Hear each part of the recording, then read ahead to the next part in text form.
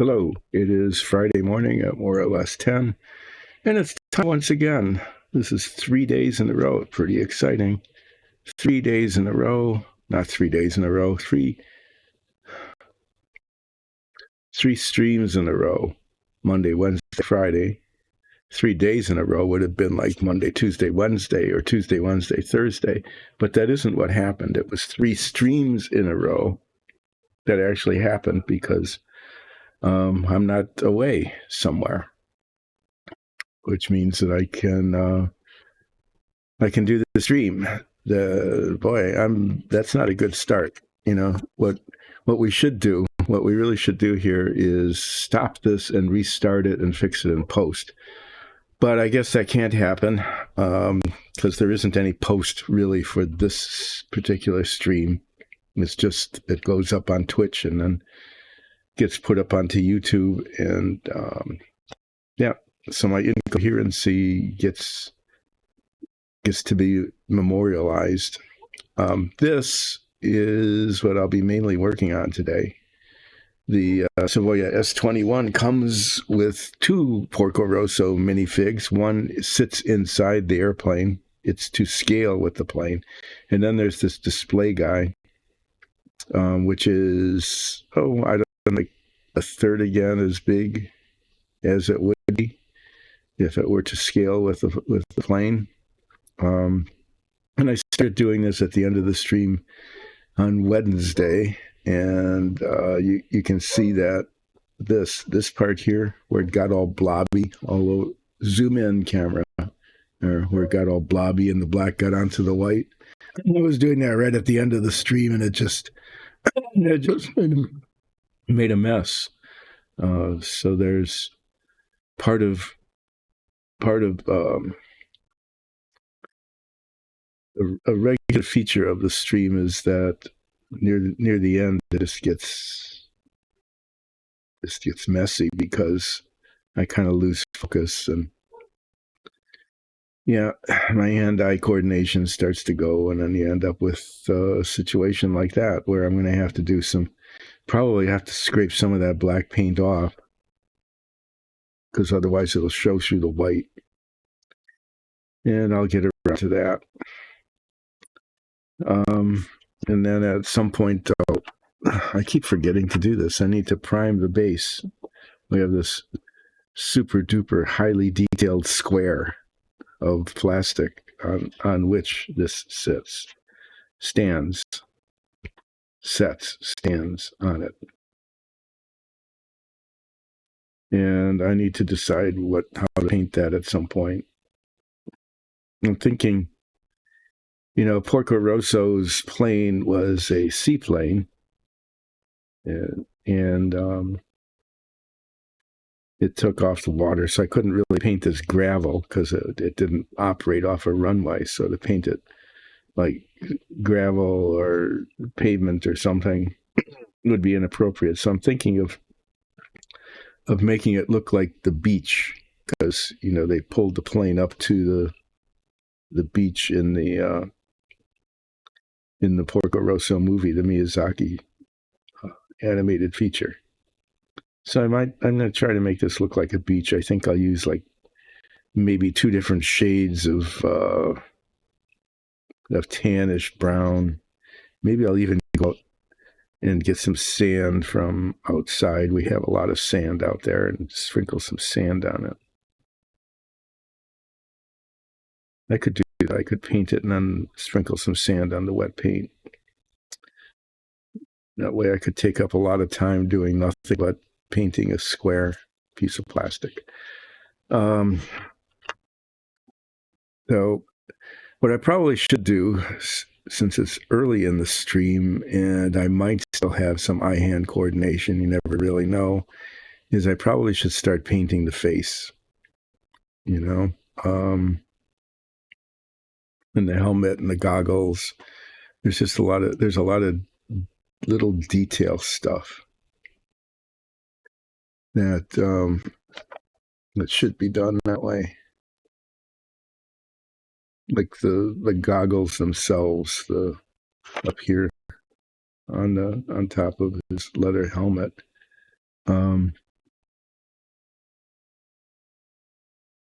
have blue lenses, but the strap and the frame of the lenses is glossy black.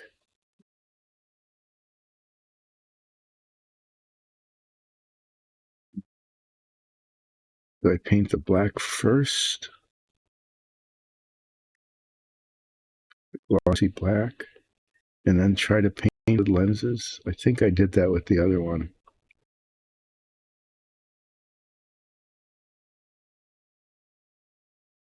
Rather than painting the lenses and trying to paint around it. I don't know.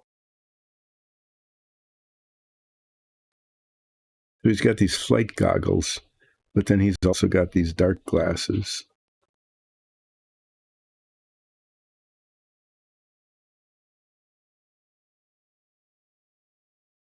Or his goggles over glasses, I guess.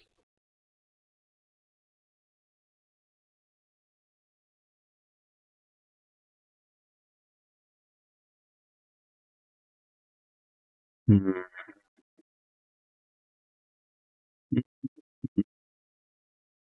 Yeah. Just trying to decide what's the best order of things. This isn't a particularly difficult in terms of detail, but I'm feeling like I'm going to have a difficult time with it. I don't know why that is, but that's the sense I have.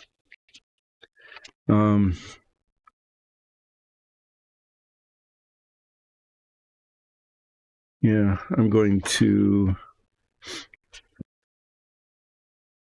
procrastinate, and before I get started, I'm going to show.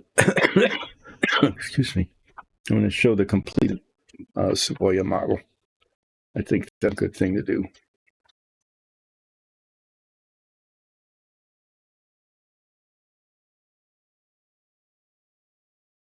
In this box, which is not advertising coffee, but it's just the box that works, is the Savoia S.21.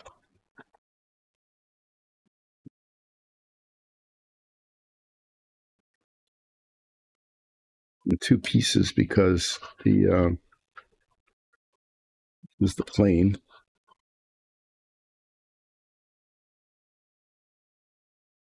That came out okay, especially with the dust on. And then I'm keeping it off of this because the fuselage, it reveals the detail inside the fuselage. There's the Porco I did before. It came out mostly okay.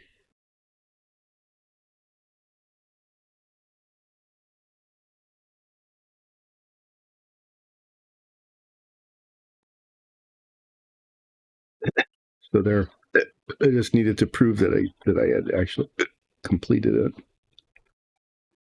That it looks okay. It came out okay. These little things here, these are hatches that cover the engine. They come off because you can see the detail of the engine underneath there.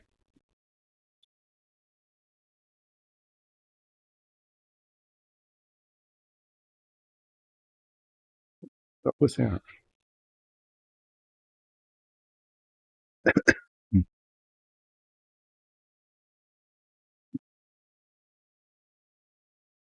Tiny little flaw in the paint there on the propeller. Maybe if I turn it over, it'll look better.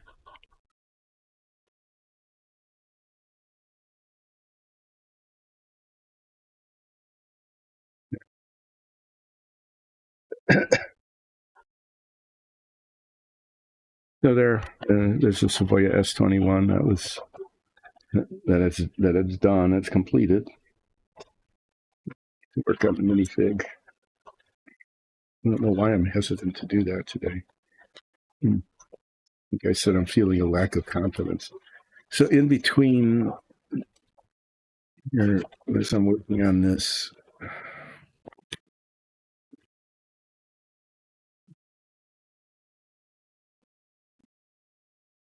maybe I need this. This is a mug of coffee. Maybe consuming some of this will help.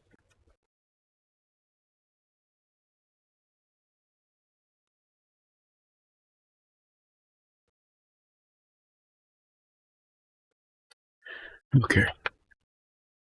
I would be working with a tiny brushes for detail, and then a larger brush, nice soft larger brush to fill in. I mean, the uniform he's wearing is pretty big, but there's tiny little details that need to be,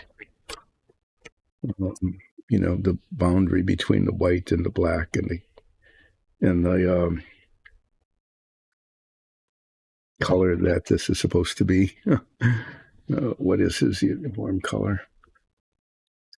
For deck tan.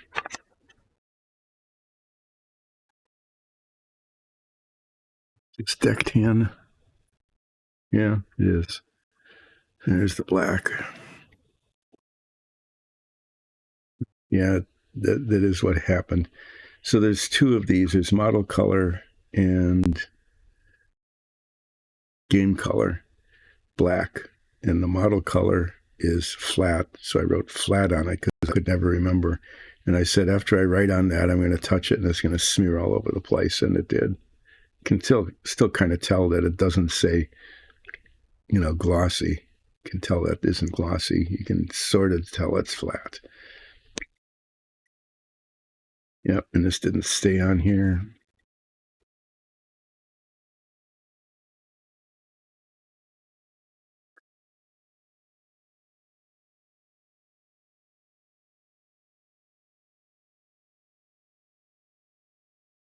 Okay, I'm going to paint.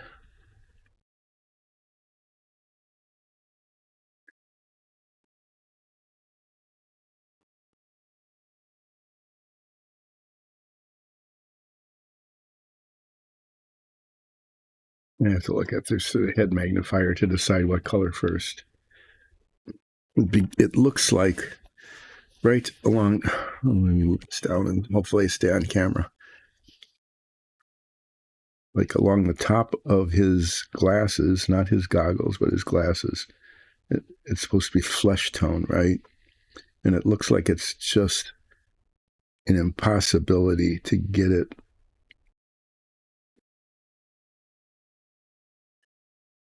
in there. This looks like it needs to be painted flesh tone first and then the glossy black applied over it. On the other hand, with the mustache, it looks like it's better to paint the mustache first, maybe. I shouldn't have said that this doesn't look like a really difficult minifig in terms of detail. That turns out not to be true because there's places that are infinitesimally small.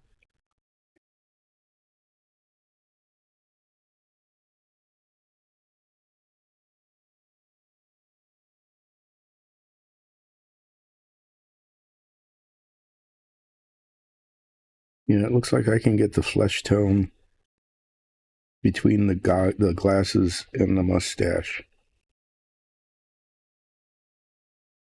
So the order is I'm going to paint the mustache and then the flesh tone and then the glasses. And on this,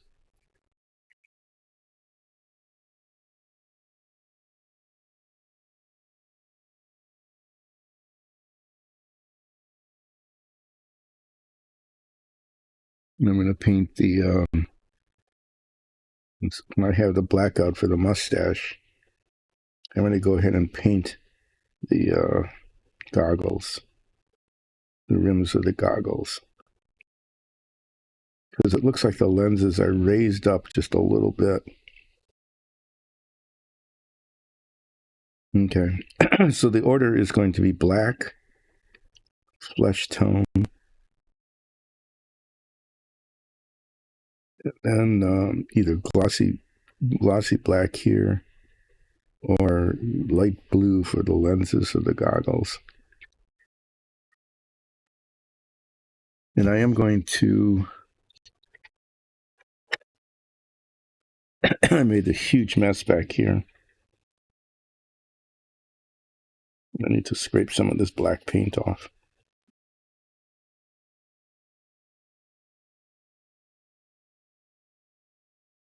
I need to retouch it with white. You don't want the black to show through.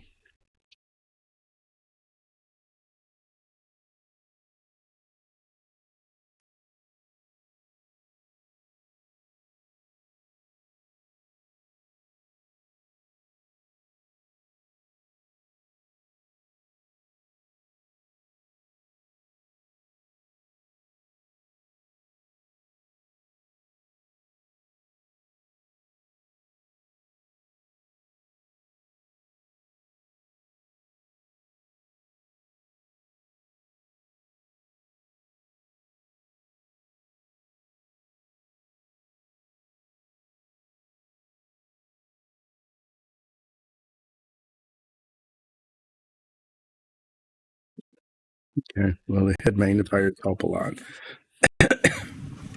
I'm going to use the teeny little brush here.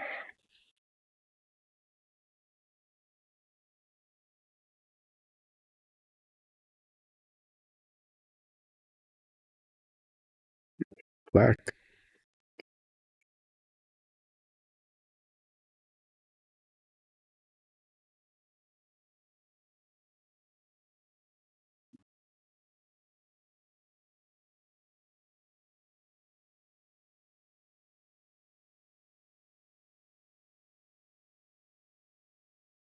I need to put a second coat on the white.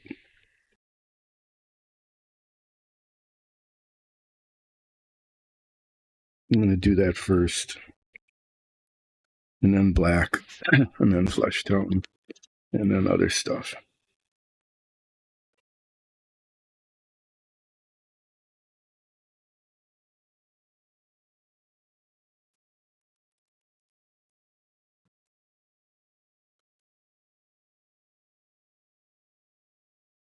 If I were really good at this, it'd probably be half done by now.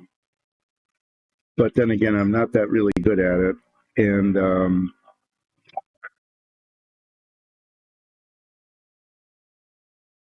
part of the consequences of that is that it takes a long time to do things, which is probably just as well, because other than this minifig, the next thing I'm going to be working on is a model car. I haven't done a car yet.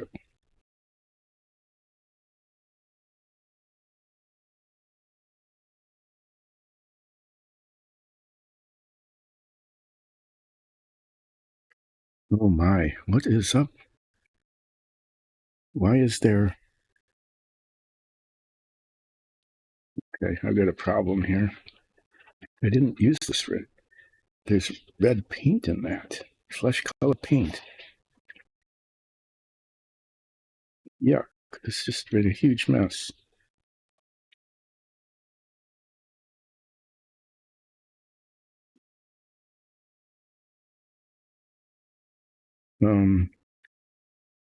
Here you can see where I wipe it. Look, here, I wiped the brush and it's like reddish flesh and it just sort of dissolved in here.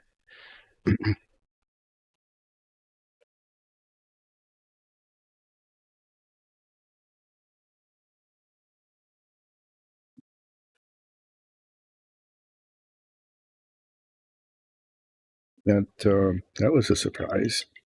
I didn't expect to have a brush with residue paint in it. I'm using lacquer thinner now as my go-to solvent. Whoa, yeah.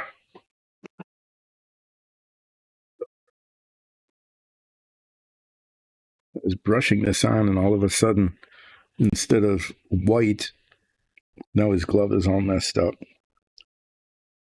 But instead of white, it was coming out kind of pinkish,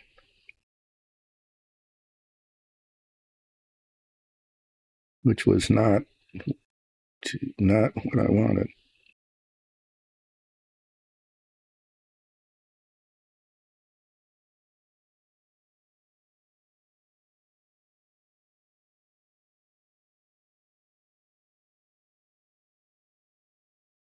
It's really on it. That was very weird.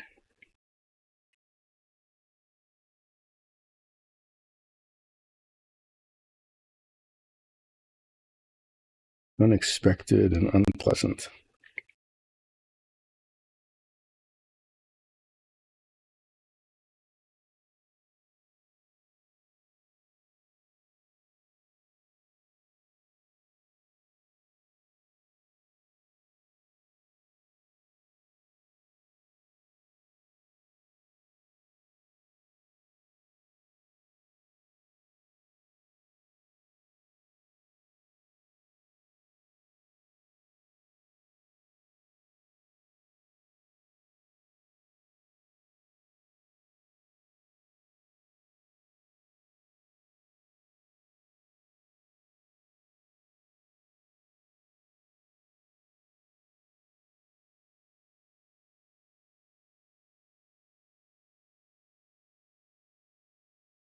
Don't fall off.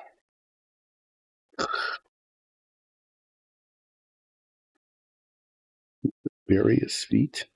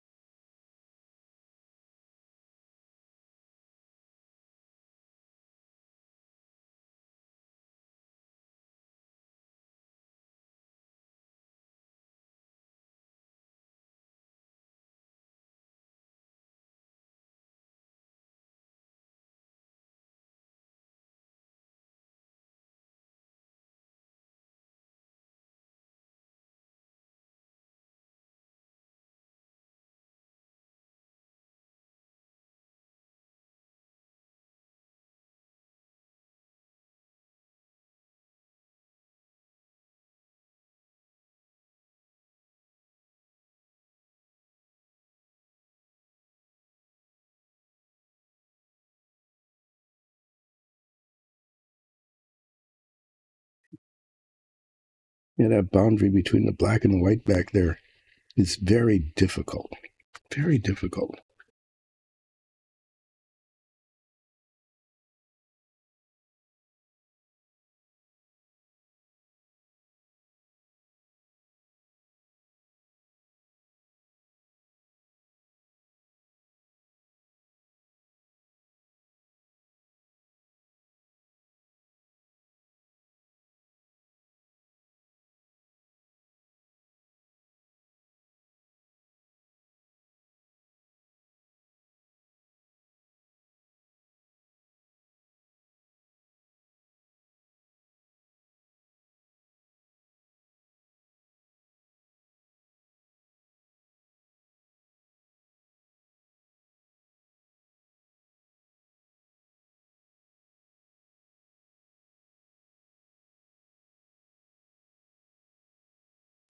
This will look better with a second coat.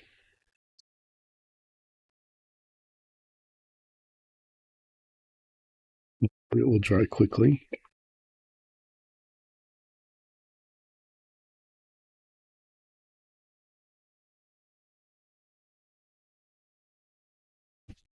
And then I can go on and paint black.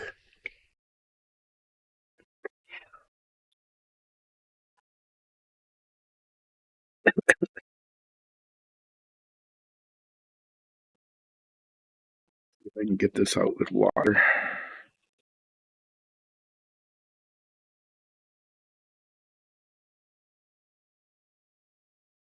There's still residual guck in that brush. Hey, thanks for joining in. How are you doing today?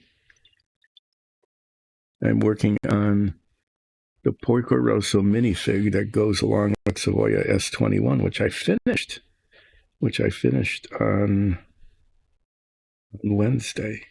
So I've got a model done, but now this is a display character that goes with the airplane. It's not to scale, but it's just, it's Porco Rosso. And he gets his own display stand and a little decal that says Porco Rosso on it. And so far, I have to say it's been going pretty mediocre. I don't know why. maybe because I was gone for a while and I'm a little bit out of practice in terms of the painting, but um, I haven't destroyed anything yet, but it's coming along. Thanks for joining in. And in a while, I will talk about what Dice and Dungeons is and why this is happening. But now, I'm going to be brave and continue to paint the model. One thing about these things, I keep reminding myself and anybody who's watching this stream is that if worse comes to worse, I can strip off some of the paint. It's acrylic. It'll come off with like denatured alcohol or isopropyl, and then reprime it and start over. I don't intend to do that. But this is definitely not a how-to show. This isn't how to do minifigs or anything. It's just an old guy doing that. So I get to talk about old stuff and complain about how my eye-hand coordination isn't what it should be and that sort of thing. Where'd that brush go? But, oh, did I mess up the brush? To get it into the tube without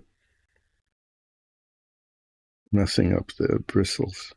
That's the wrong one. Here. I can't even do that, right? I can't even get the brush in the tube right. There. Sort of.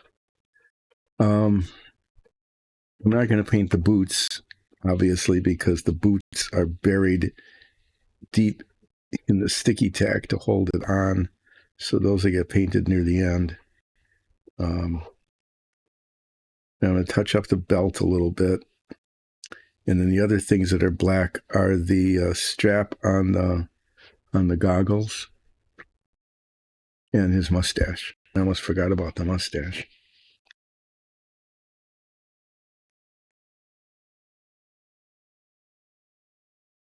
I'm going to start with the mustache.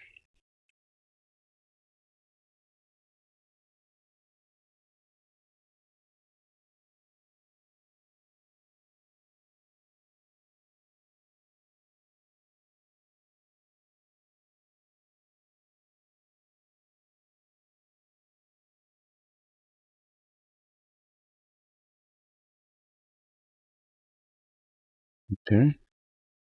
There's black paint on where the mustache is.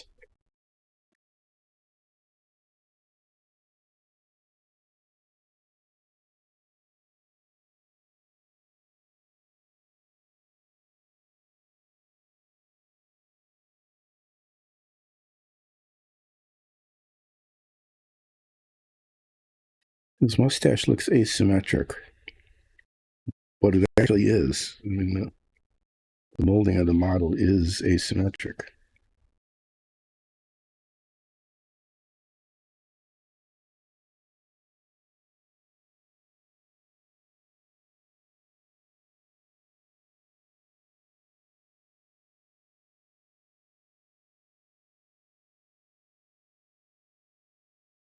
Got it.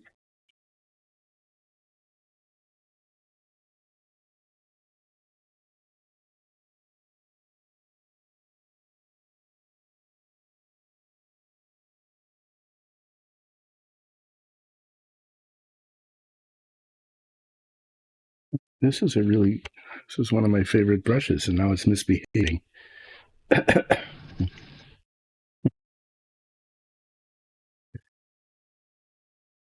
had like a rogue bristle.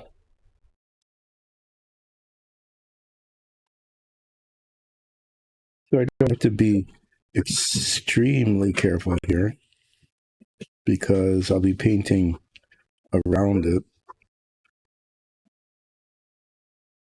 And again, I don't need to get paint all over places where it doesn't need to be, right?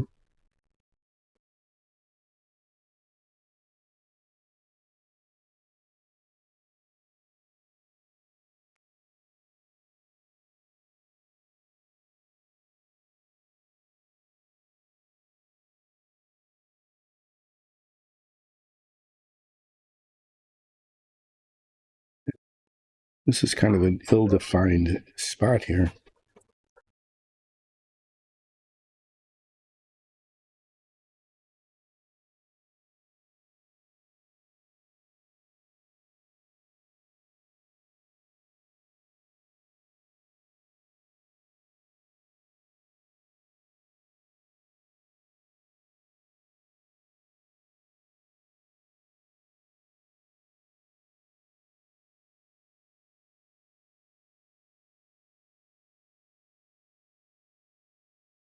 You know, what I'm going to do is a little bit odd, but I'm going to do this, is that I'm going to actually paint over the entire lens. What I'm concerned about is that when I paint the blue onto the lens, that the spots that were that it would show through different colors. So I'm going to be painting light blue over the black. The messiness of what I'm doing today does not bode well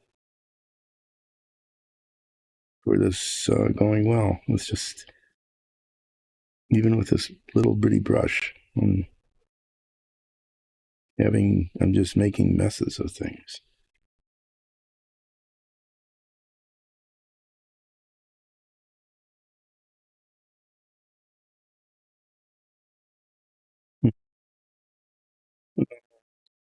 When I put the other colors on, we'll see how it goes. The mustache came out pretty well. These goggles are not going well.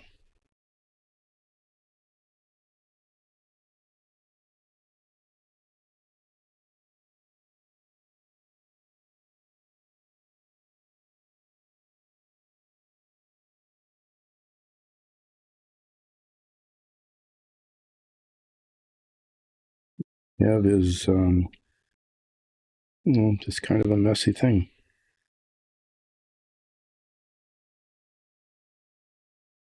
I'll have to correct it in the next phase of painting.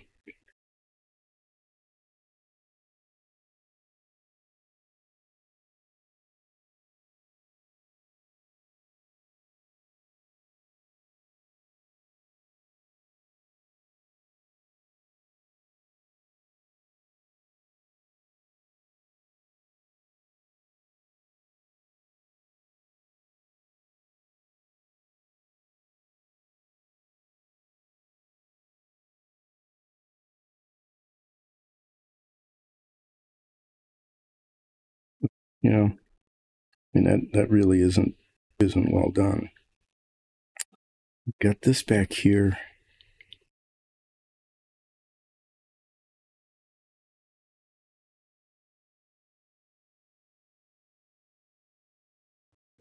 As it is. Mutter, mutter, mutter, mutter. Okay. Except for the boots, which are also eventually going to be black. I'm done with this. And the next color is going to be flesh tone. There's a little bits of flesh tone on the arms here, and it's his face, and there's spots here where it's flesh tone around these glasses that he's wearing, that are just impossible to get to without messing it up. So I put the flesh tone on first and then paint the glasses.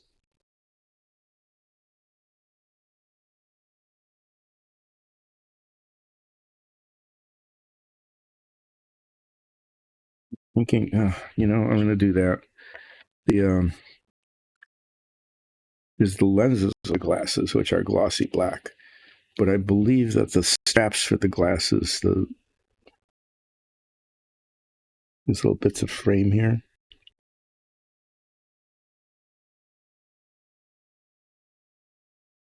be this flat black color.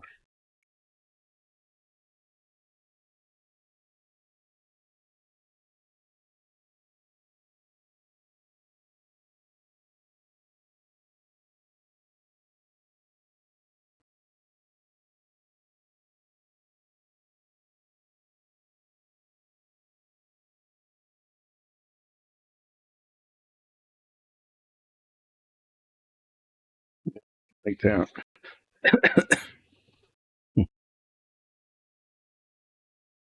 Get this clean.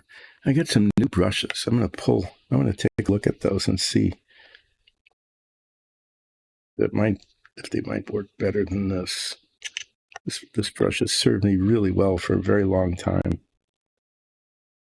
But I want to check out while the paint is drying, check out the bristles on those others.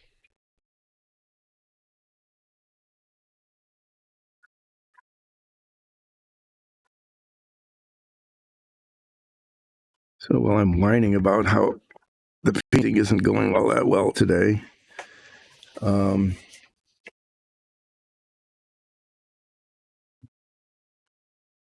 me look at what I've got. I bought a whole bunch of these.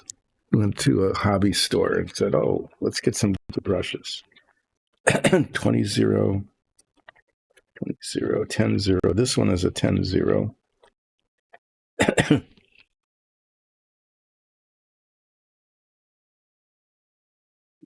These are red sable. Well, I don't need this one. This is a nice big one for putting lots of paint on a star.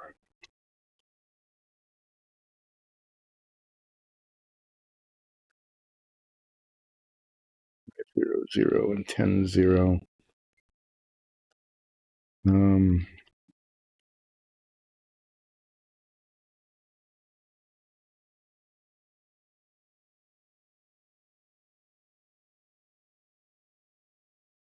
I try one of these 20 zeros just to see how it goes.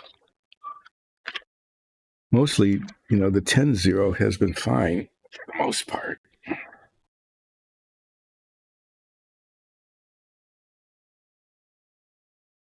And there's all sorts of plastics with this. That's unfortunate.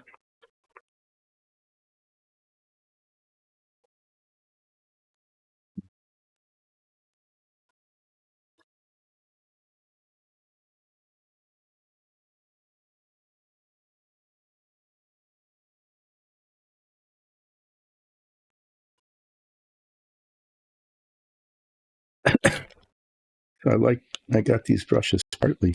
They have these nice little tubes that cover the bristles too. So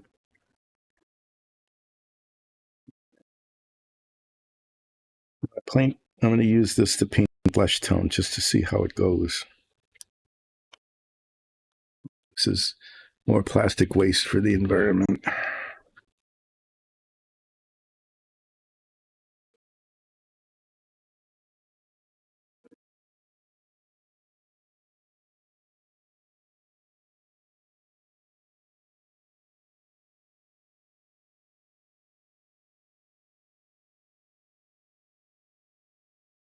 So a little bit of time to dry.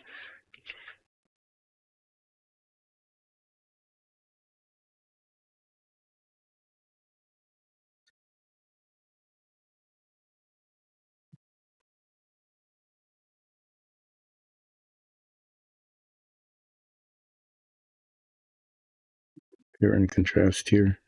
These bristles, oh, look at that. The bristles are all bending away. They're not coherent. There we go.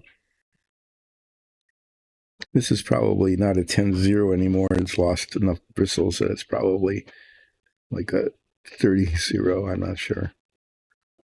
And I'm going to hang on to this and give this brush a try. If it holds its point, it'll be pretty good.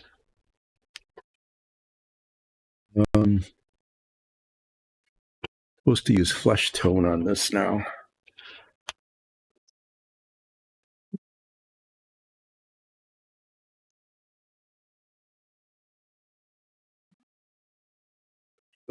Flat flesh. To be a flat flesh. I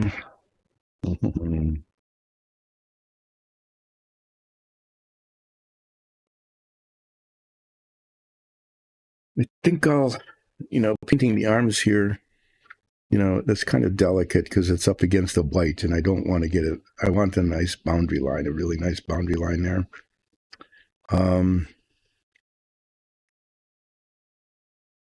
I'm going to try to paint the face first, though.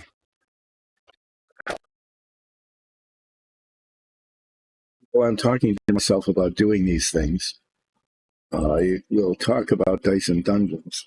Dyson Dungeons is a group of family and friends, and we put on an amazing Dungeons and Dragons show, which is the whole point of Dyson Dungeons, is the Dungeons and Dragons show, not what I'm doing here. And if you haven't seen it, go on YouTube and look up Dyson Dungeons and check out some of the episodes of our Dyson Dungeons show. They're really pretty clever. We also do other things. We do warm up improvs, and we've been mocking artificial intelligence lately as well. Excuse me. We've been giving it prompts.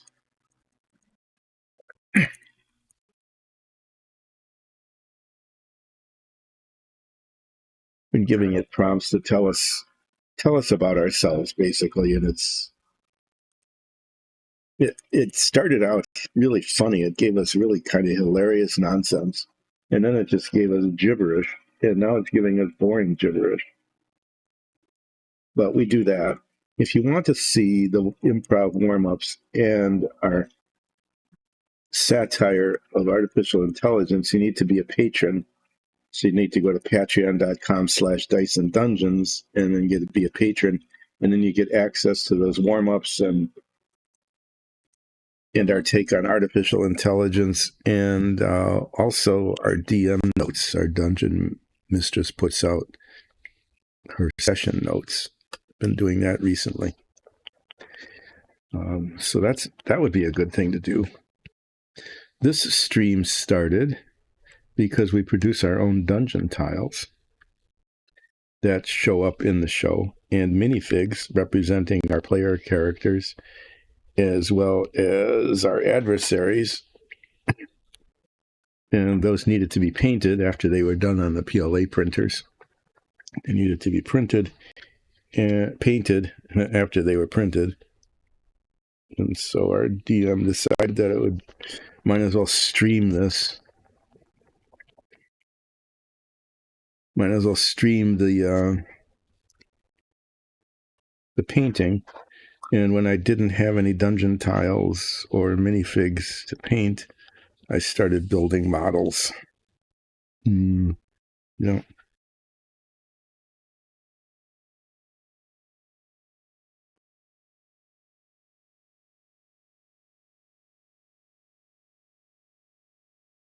This is a pretty good brush.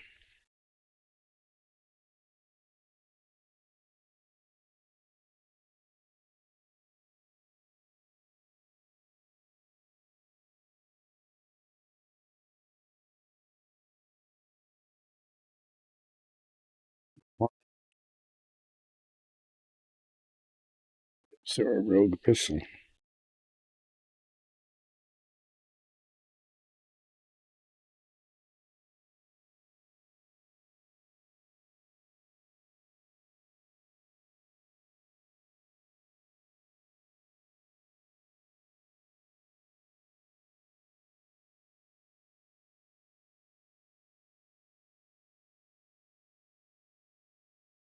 Seriously, there is.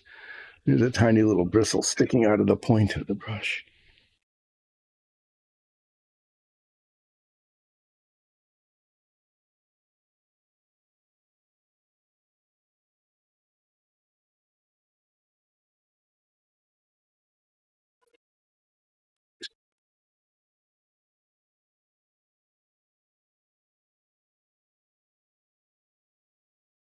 It's better without it.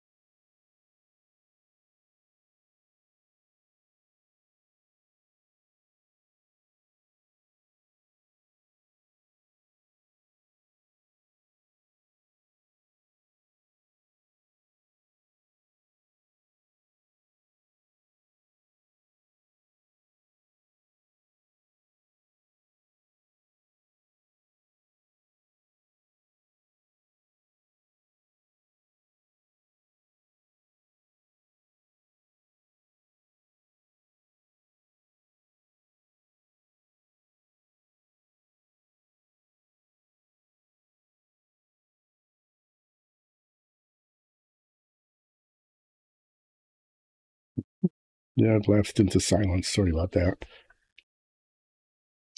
Just trying to get the paint in the right places.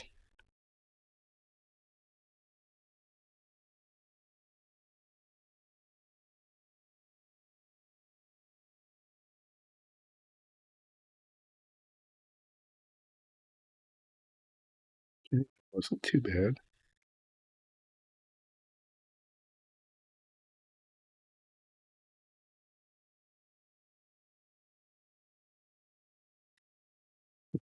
It's always that back and forth thing.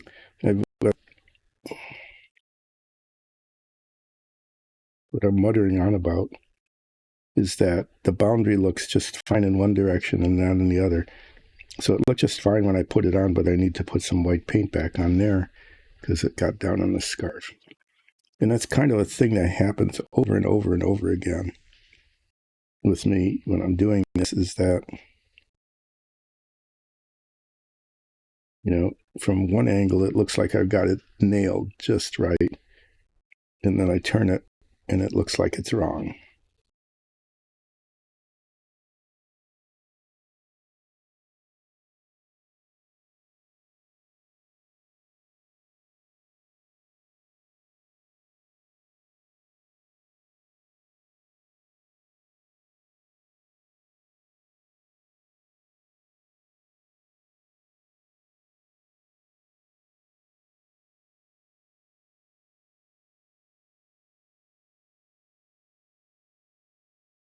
I got to touch a little black there. Yep, yep, where I got a little bit over the edge.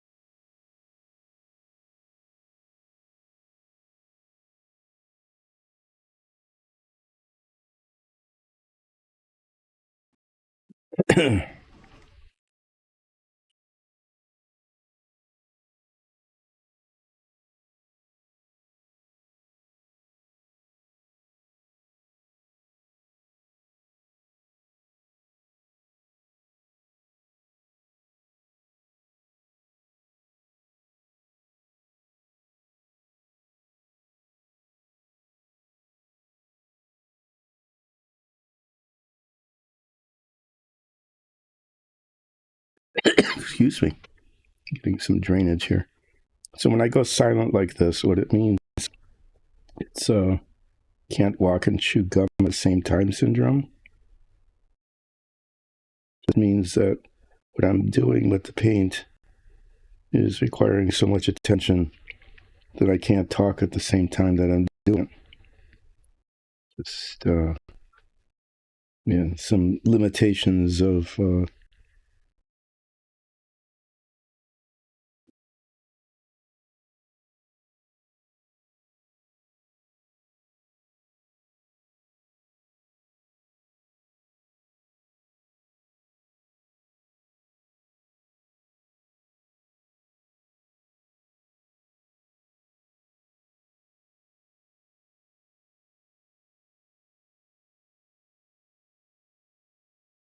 yeah, I'm gonna have to do minuscule, tiny little dots of black paint here and there to fix some of these things.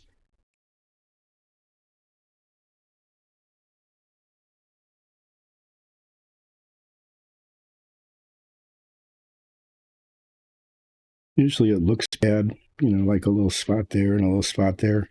It takes almost no paint to fix it, which is usually a good thing.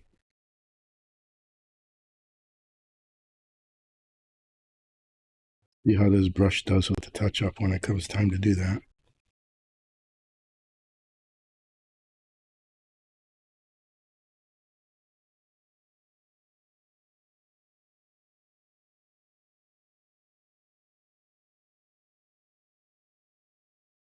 There's this usual back and forth with the paint until it's just right.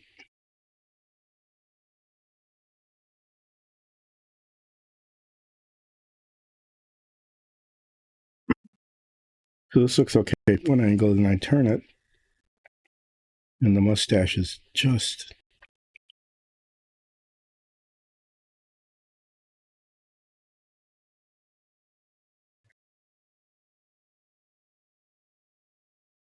Okay. It's not too bad, except for, the stuff that needs to be fixed.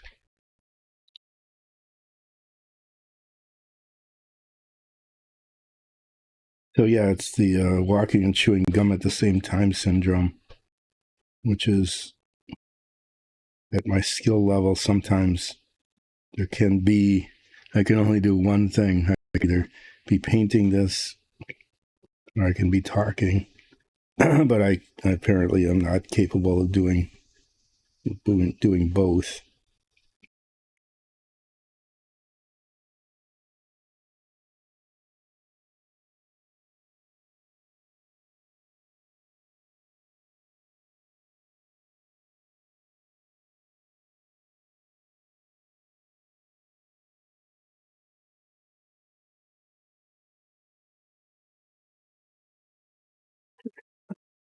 Gumming up on the brush.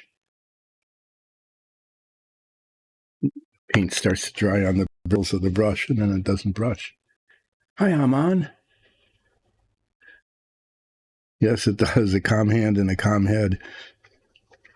How are you? And thanks for coming back.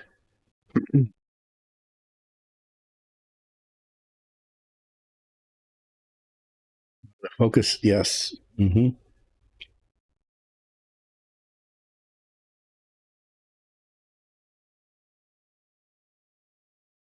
Huh. This is almost... Sorry, it wasn't on camera. I need to move this. It's a flaw.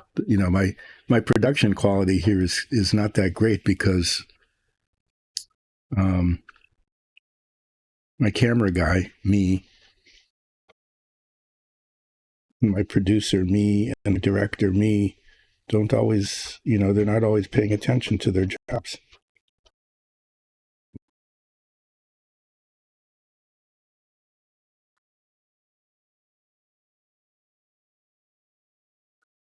Hi, Dom.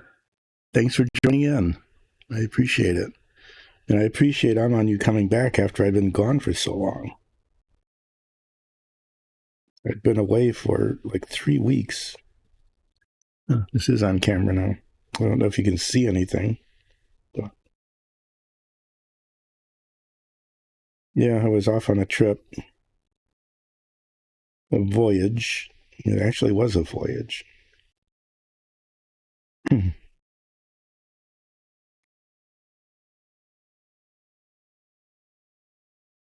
And got back late last week and resumed relaxing painting with Dyson Dungeons on Monday. And in the interim, I managed to finish the Savoia S.21. Okay, that looked okay from one angle, but now I've got a little spot of paint there that shouldn't be there. I'll have to come back and fix that. So I finished the Savoia S.21.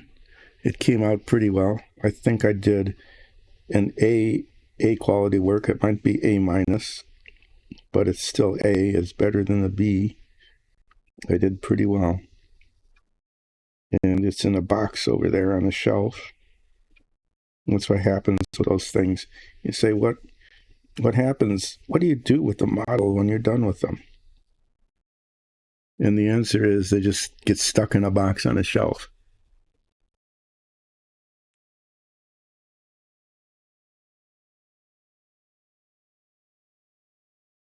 No. Hi, Dom. The minifigs are made, well, I'll show you some in just a minute. The minifigs are made on a rosin 3D printer that is located in a room across the hall.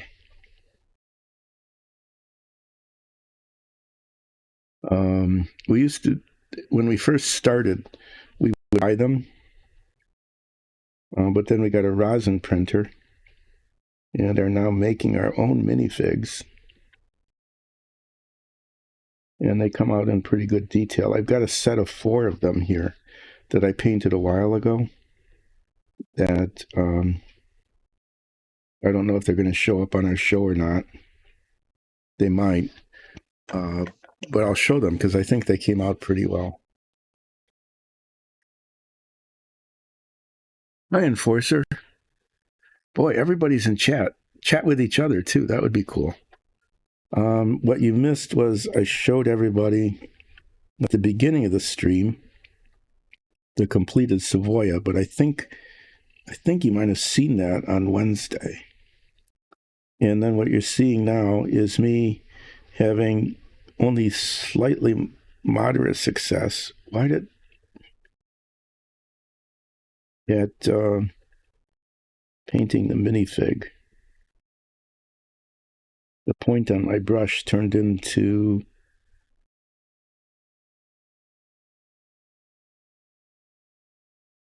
a broad brush. I don't know why. To see if I can recover that.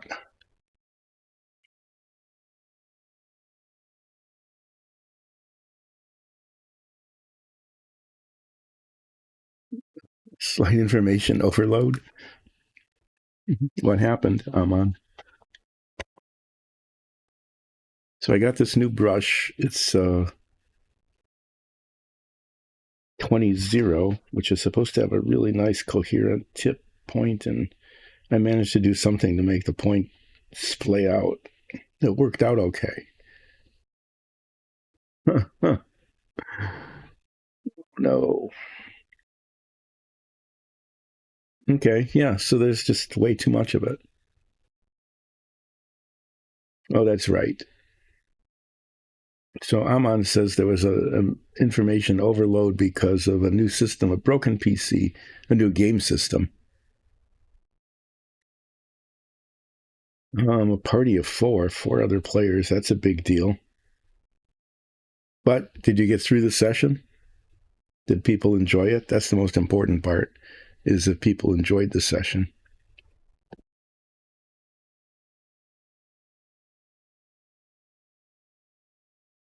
The sticky tack isn't sticky enough anymore. It's annoying. I got his feet totally buried in it, and it's still flopping around.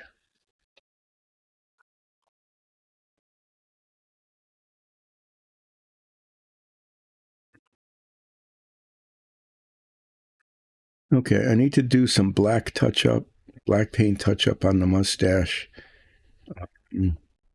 Some white paint touch up a little bit here and there. But I think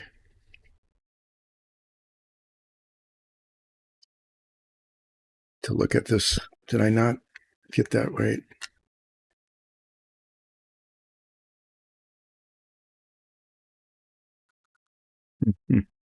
That you were overloaded but didn't. Okay.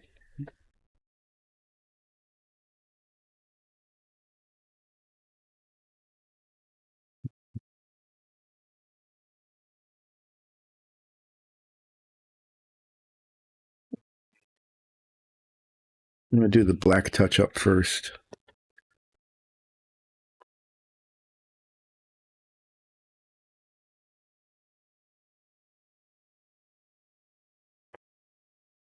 Looking at infinitesimally small, tiny little dots of paint.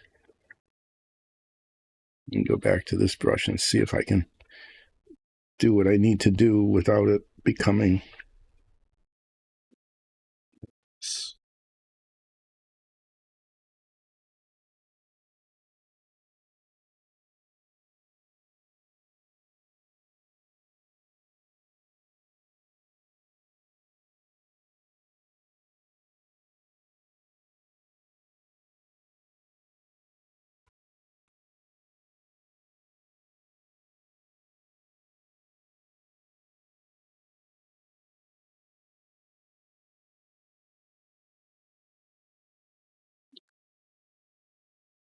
definitely small dots of paint are so small.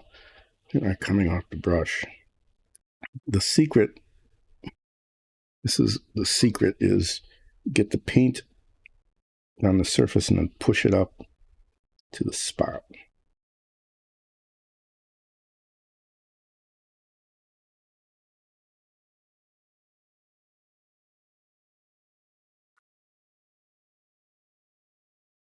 The paint isn't on the very, very tip of the brush. The paint is hanging back a little bit.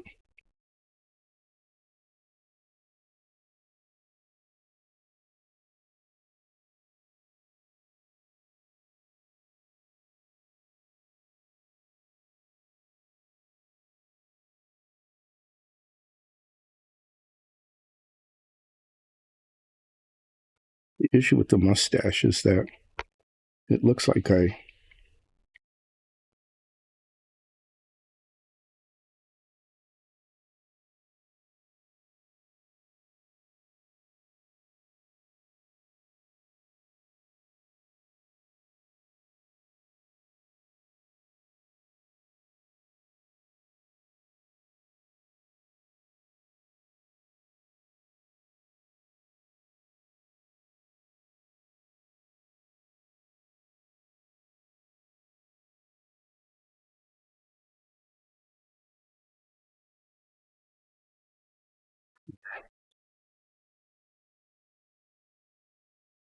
sometimes I need to be left-handed.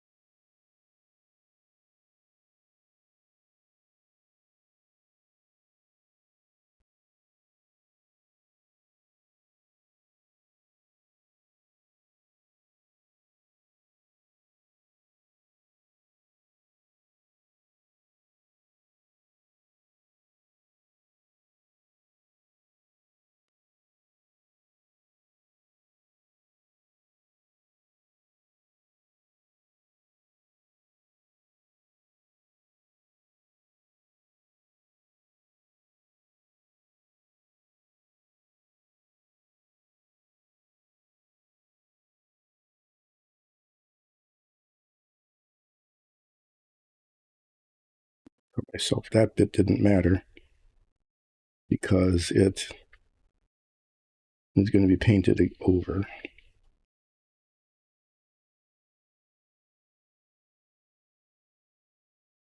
That looks okay. That looks okay. To do a tiny little bit of white touch up as well.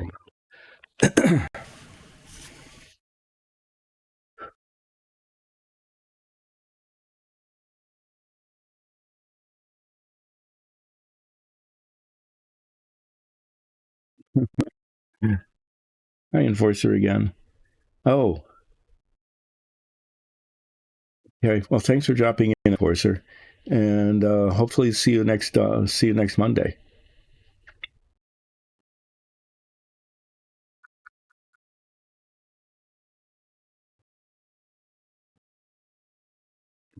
Well, that's pretty fun. So your character just got seasick and couldn't.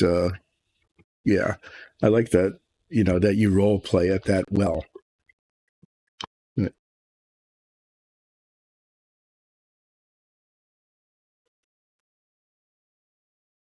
No, so you'd be able to make medicine. So the medicine would it just be like healing, or would it also do things like take care of poisons and stuff like that?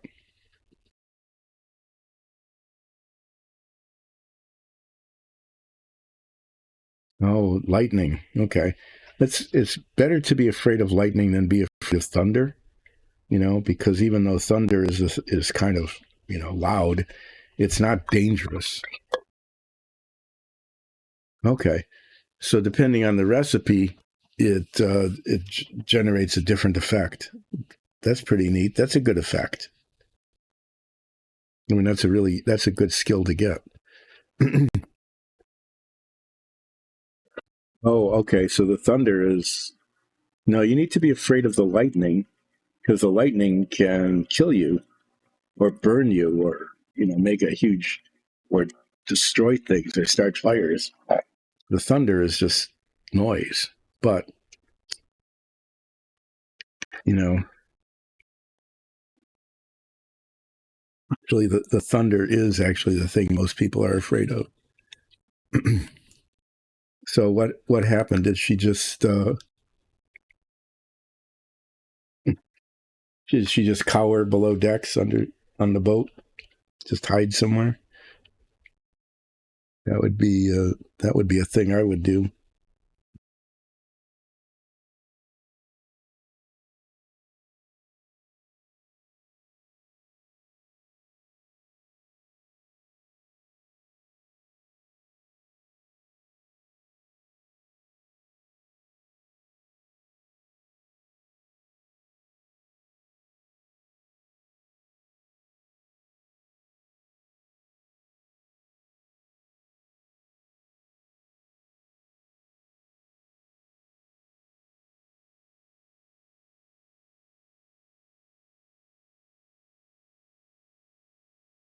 I will look up in a moment.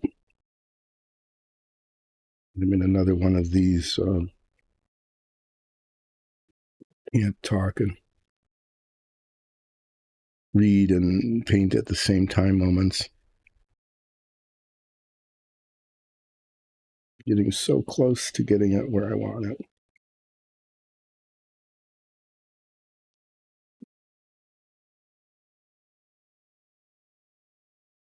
I think that's going to work, actually. Yeah, that looks okay. Got a little bit here.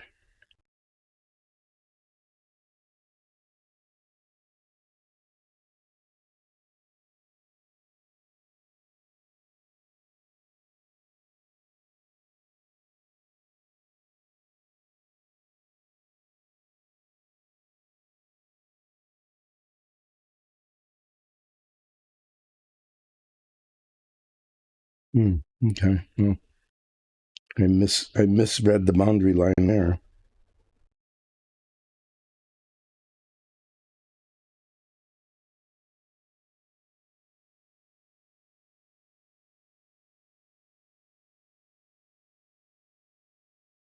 Did I go too far? Yeah, I did a little bit. Yeah, back and forth there. This one spot here is just going to have to go back and forth.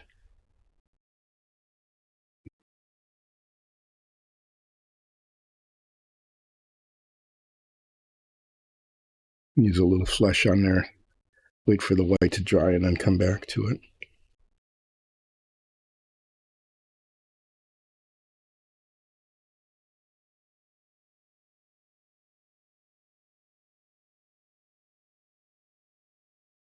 Okay.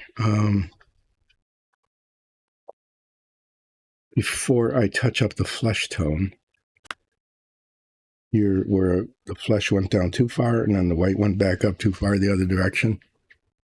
Before I do that, I'm going to paint the lenses of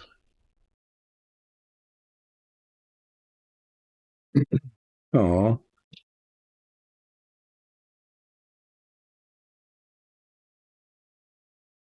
Okay, so you need the kit so you can use the skill that you just developed, right? The ability to use herbs. That's going to be fun. So are you going to buy your herbs, or are you going to like gather them when you go around? Are you going to gather the herbs that you need? Do you think, or are you going to just buy them as you, or both?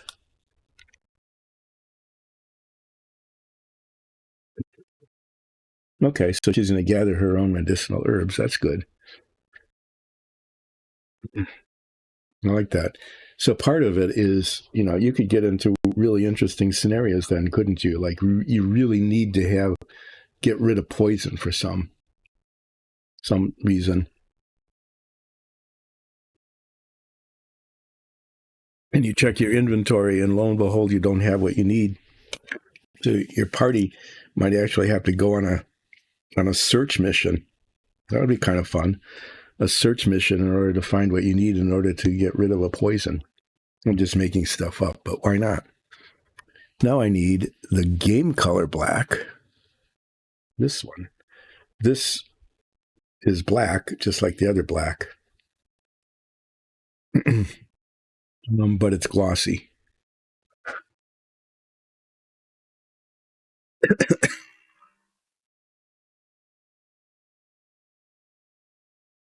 Oh, okay.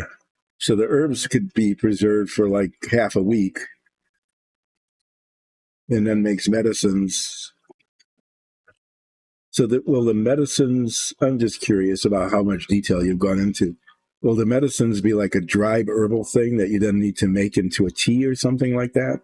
Or is it an infusion that you carry around in a liquid infusion that you carry around in flasks?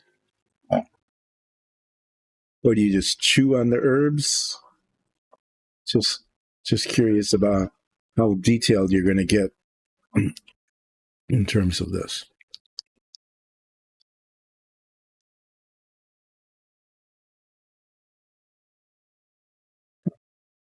Well, that's interesting. I had noticed that. So this one I've been using all along is an ancient atlas. Okay. And the new one that I'm just started using is an atlas. Probably, I'm glad I bought this a while ago because it's made in China. Now they're probably twice as expensive.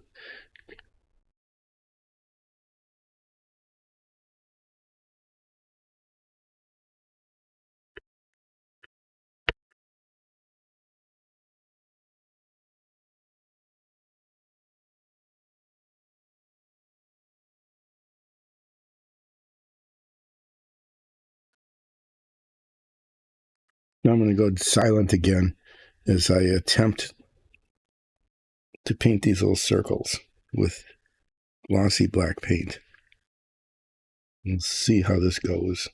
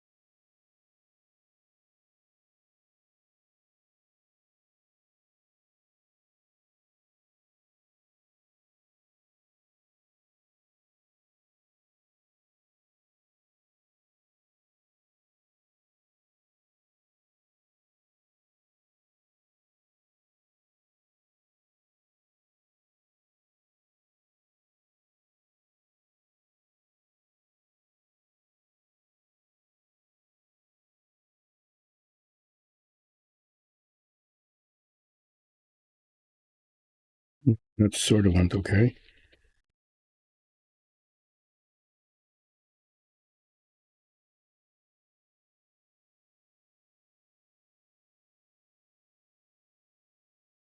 See if this sort of goes okay here too.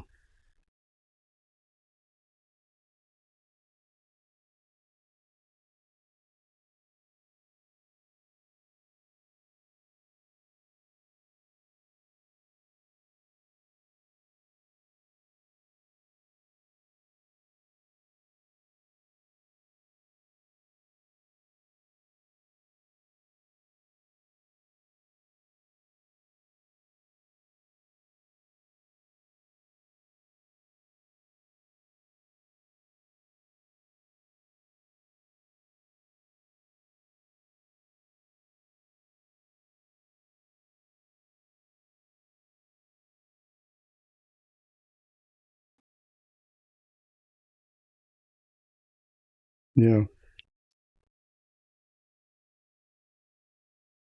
it'll probably do. Needs to be a little bit more right here.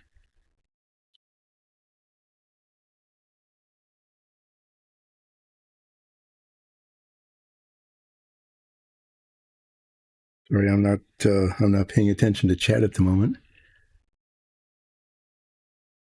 Oh, okay.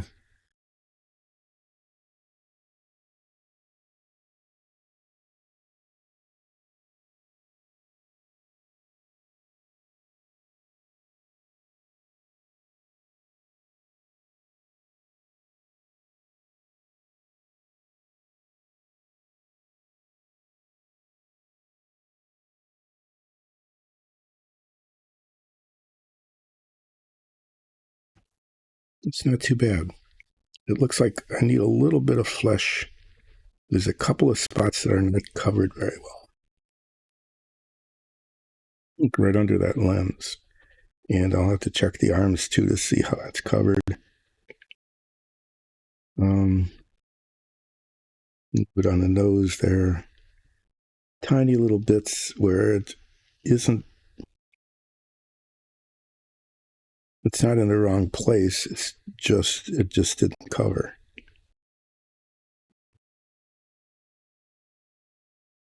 Okay, I need to clean this thoroughly. I'm going to use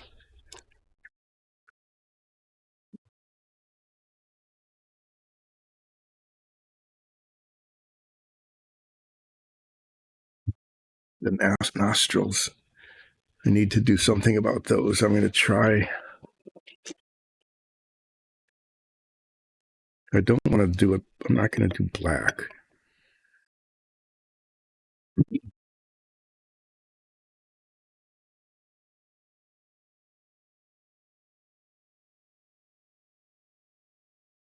Okay, so that so she has to keep pretty much has to keep renewing the herbs, the medicines. So you can make a bunch of stuff in anticipation of what the party might need. But if it isn't used, you have to remember. That's the thing that you have to remember. The DM does too. Is that oh yeah, you can use that potion of poison removal, but it's not going to work because it's 2 months old, or it'll have a very minimal effect, maybe.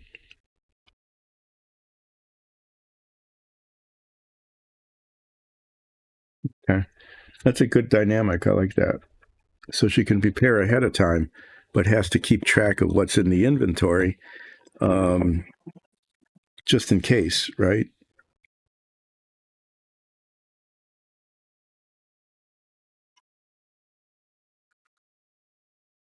Okay, so there's a tiny little bit of flesh touch up on the face. I thought there was another spot. Yeah, there. Okay. So I'll be doing itsy bitsy tiny little things. Oh, potions don't spoil. Got it. Okay, the herbals that you use could spoil because they're organic.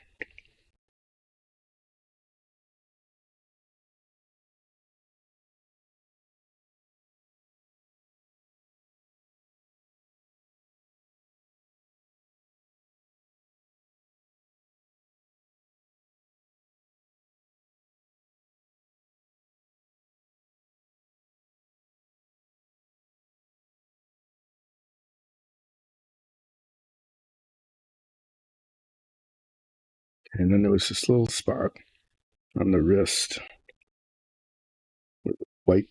Went back and forth with the white.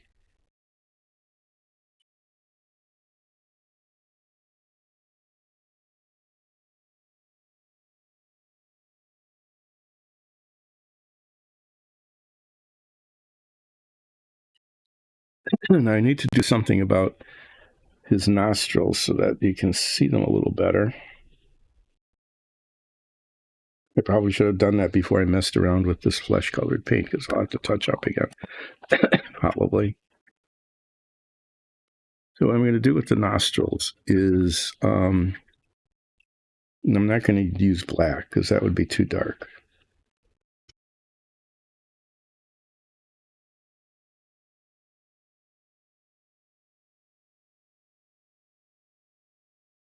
Really, it's not coming clean. It's really annoying.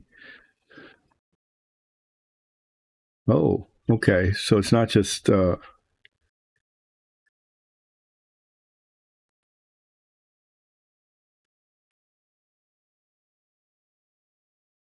not just good alchemy stuff. It's like weaponized as well. That makes sense.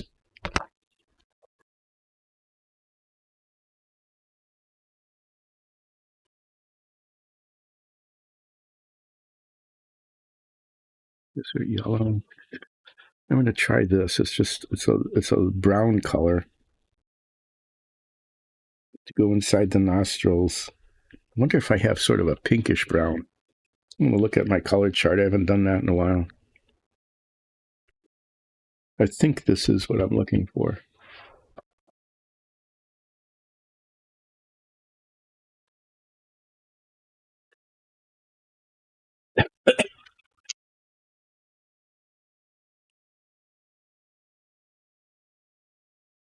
Own white one. No, it's too light, too yellow. Yeah, I want to just try this. This is a good idea or not, and find out, won't I?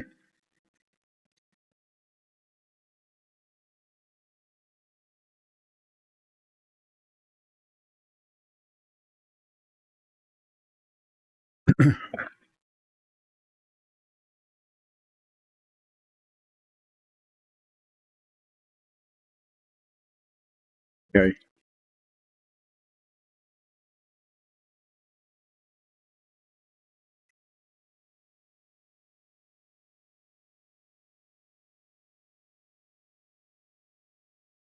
Using tiny little dots of this in Porco Rosso's nostrils. Okay. Just so to define the nose better. I know I've been told that my minifigs look cartoonish, but in this case, I've said this before. Oh, look at, how did I do that? Really, how did I get that paint all over me? It's on the brush. I mean, it's on the brush, but it's old paint. Can't be very old paint because this is a brand new brush. Oh, okay. I need to clean that up.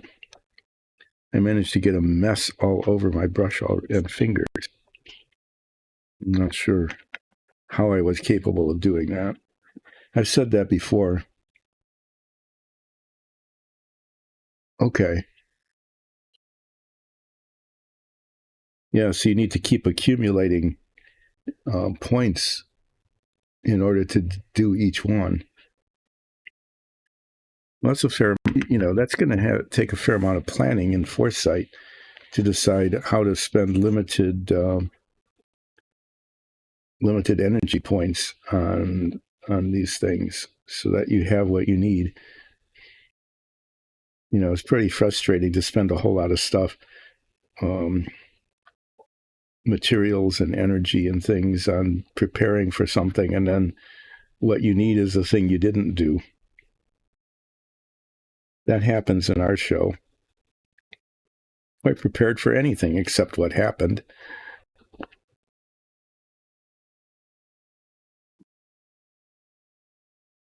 Yep. Flesh-colored paint all over my finger and brush. I'm not sure.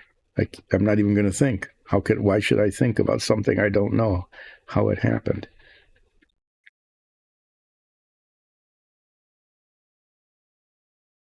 Okay. Oh, yeah. I was going to paint nostrils.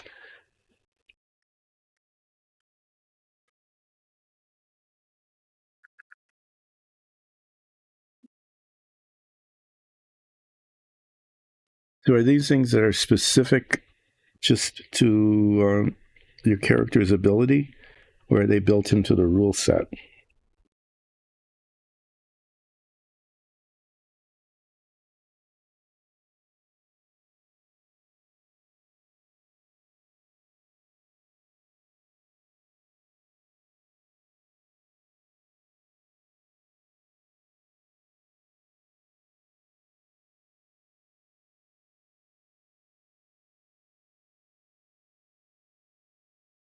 I think that came out okay. Yeah, that was a good color choice. Yay, I did something that wasn't stupid. Yeah, it worked. Okay, it's built right into the rules. That's cool.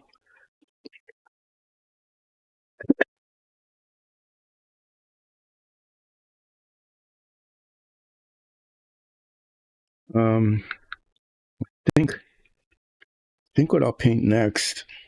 I think I'm going to paint the helmet. Um, there's a lot of little tiny lines of paint here and there.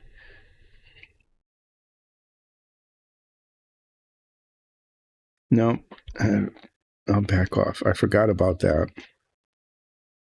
The lenses on the goggles have to be painted. That's going to be a challenge to get those right. And then there'll be some black touch up. So I paint the lenses and then the helmet. And then there will be some black touch up from both of those. I know that because whenever there's a boundary between one color and the other, there's always a back and forth touch up.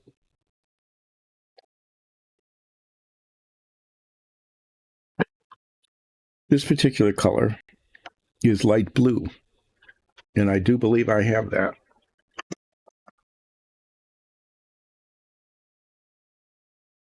Yep, it's this. These guys up here, okay, those are goggles that go over the glasses, go figure, need to have lenses painted on them that are light blue. And that's what I'm going to try to do next.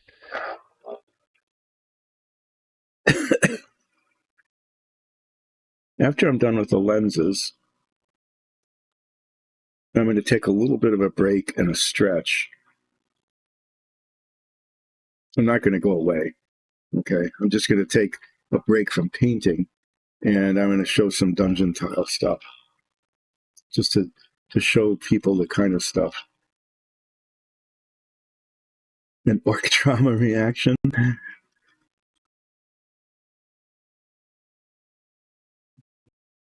Okay. Explain that. Would that be a trauma related to seeing an orc or a reaction that is orcish? Those words could be read in a lot of different orders. Ah, okay.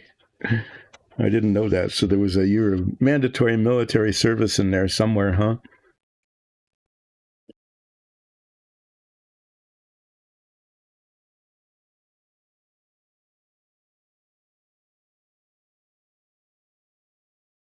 Put these back on. They've been serving me well today. I'll need to remember to recharge these.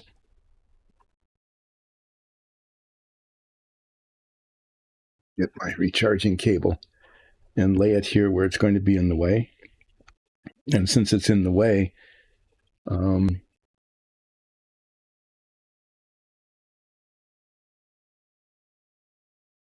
work grades every year. Okay. So what was her role in the military? Was she into direct combat with orcs? Did she get into a combat role, or was she more in a support one?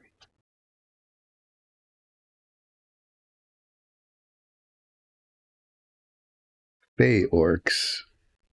Okay. That makes them yet even more challenging. What is that?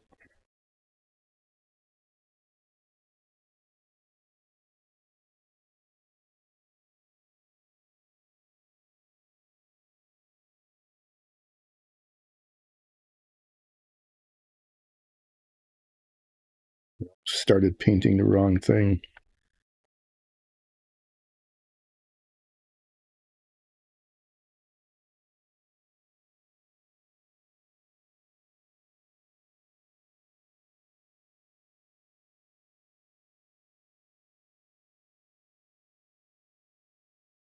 Okay, this is definitely shaping up to be another one of those I can only do one thing at a time things.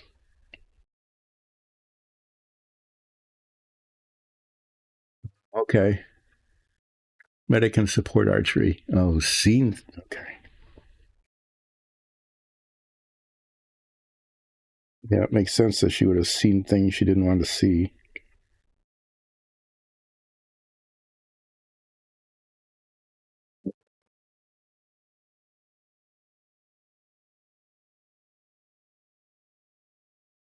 So are there specific things that trigger the orc trauma issue?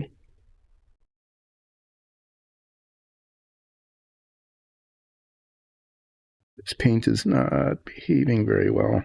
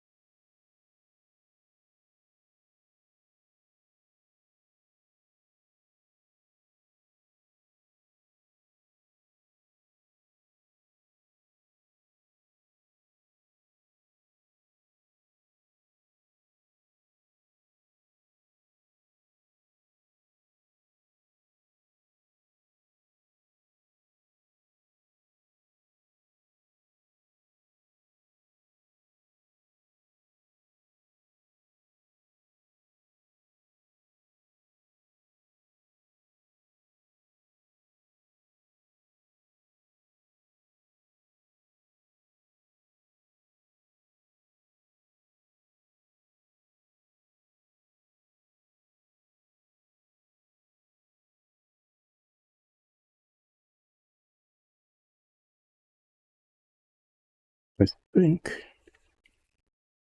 no, needs to go over. I wish this thing would stay put.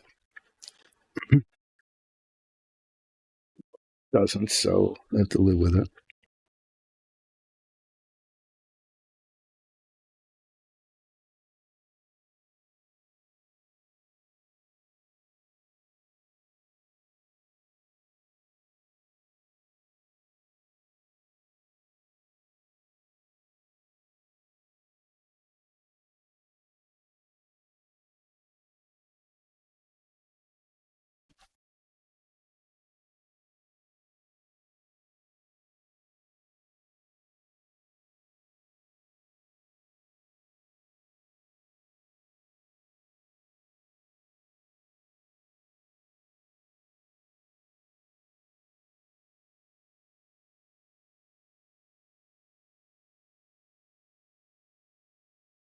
I think that's okay.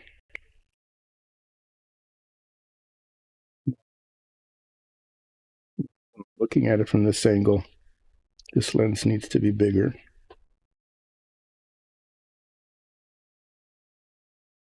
Stay put.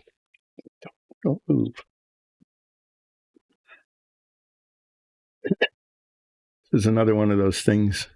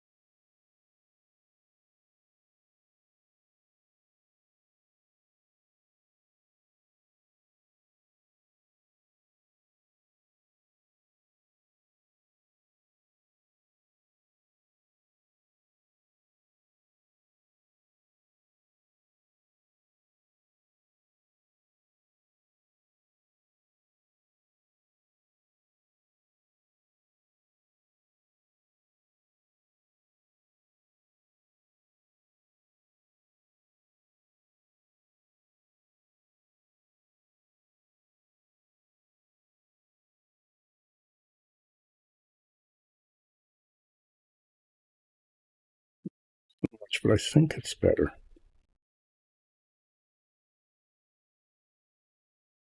I'm going to leave these alone. I think they're okay now.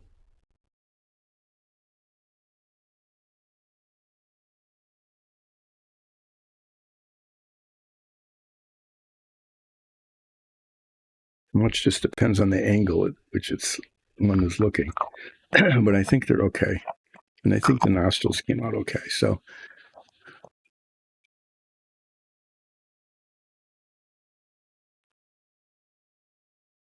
oh,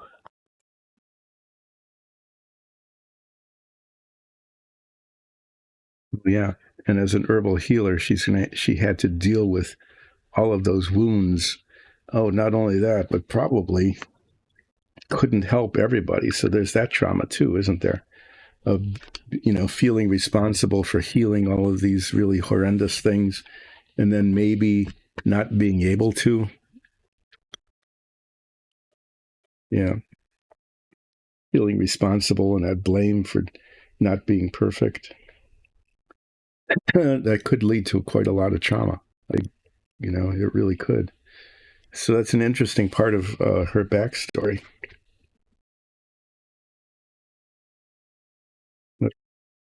And you and the party will have to see how that plays out. Okay. The next color, since I still have a little bit of eye-hand coordination left today, I'm going to take a chance with it, is I believe it's khaki, the helmet. The helmet is 72.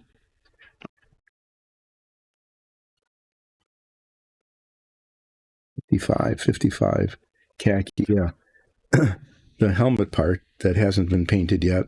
There's a lot of boundary lines there. That's going to be a pain in the butt, isn't it? Yep, is this color. This is nice fresh paint.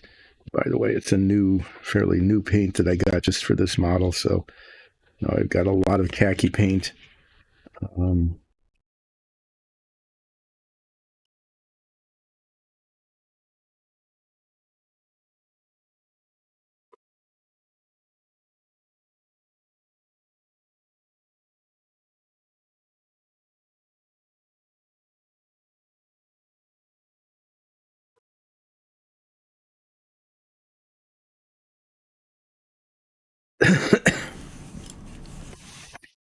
I'm going to let this set for a bit and try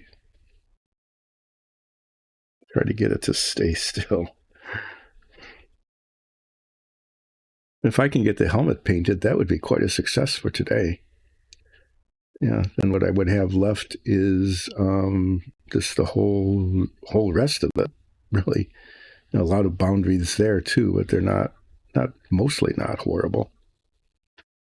But what I want to do, what I'm going to do next, is show off some dungeon tiles.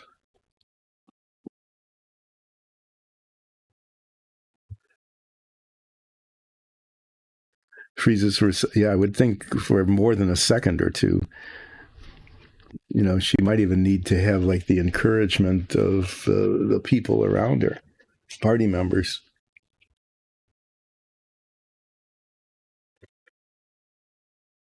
So these are some of our dungeon tiles, and I also have dungeon tiles. These are not painted, but I can show them to you.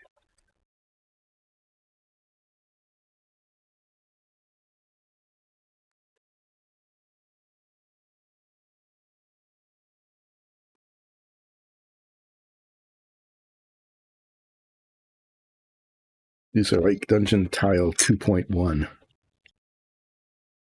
Yeah, okay. I'll show you compare and contrast. Our DM, we have these dungeon tiles that we've made ages ago that show up on our show. Okay. And they get painted here on the stream. If you look back a while, I don't know how long, some time ago, you would actually see these tiles, these very tiles being painted. And these are done on a PLA printer back here. Okay. And we have three basic kinds of them. One is rough stone, like this, just rough. This hasn't been washed, so it's a little bit flat looking. We usually put a gray wash on this that makes it look weathered and highlights the.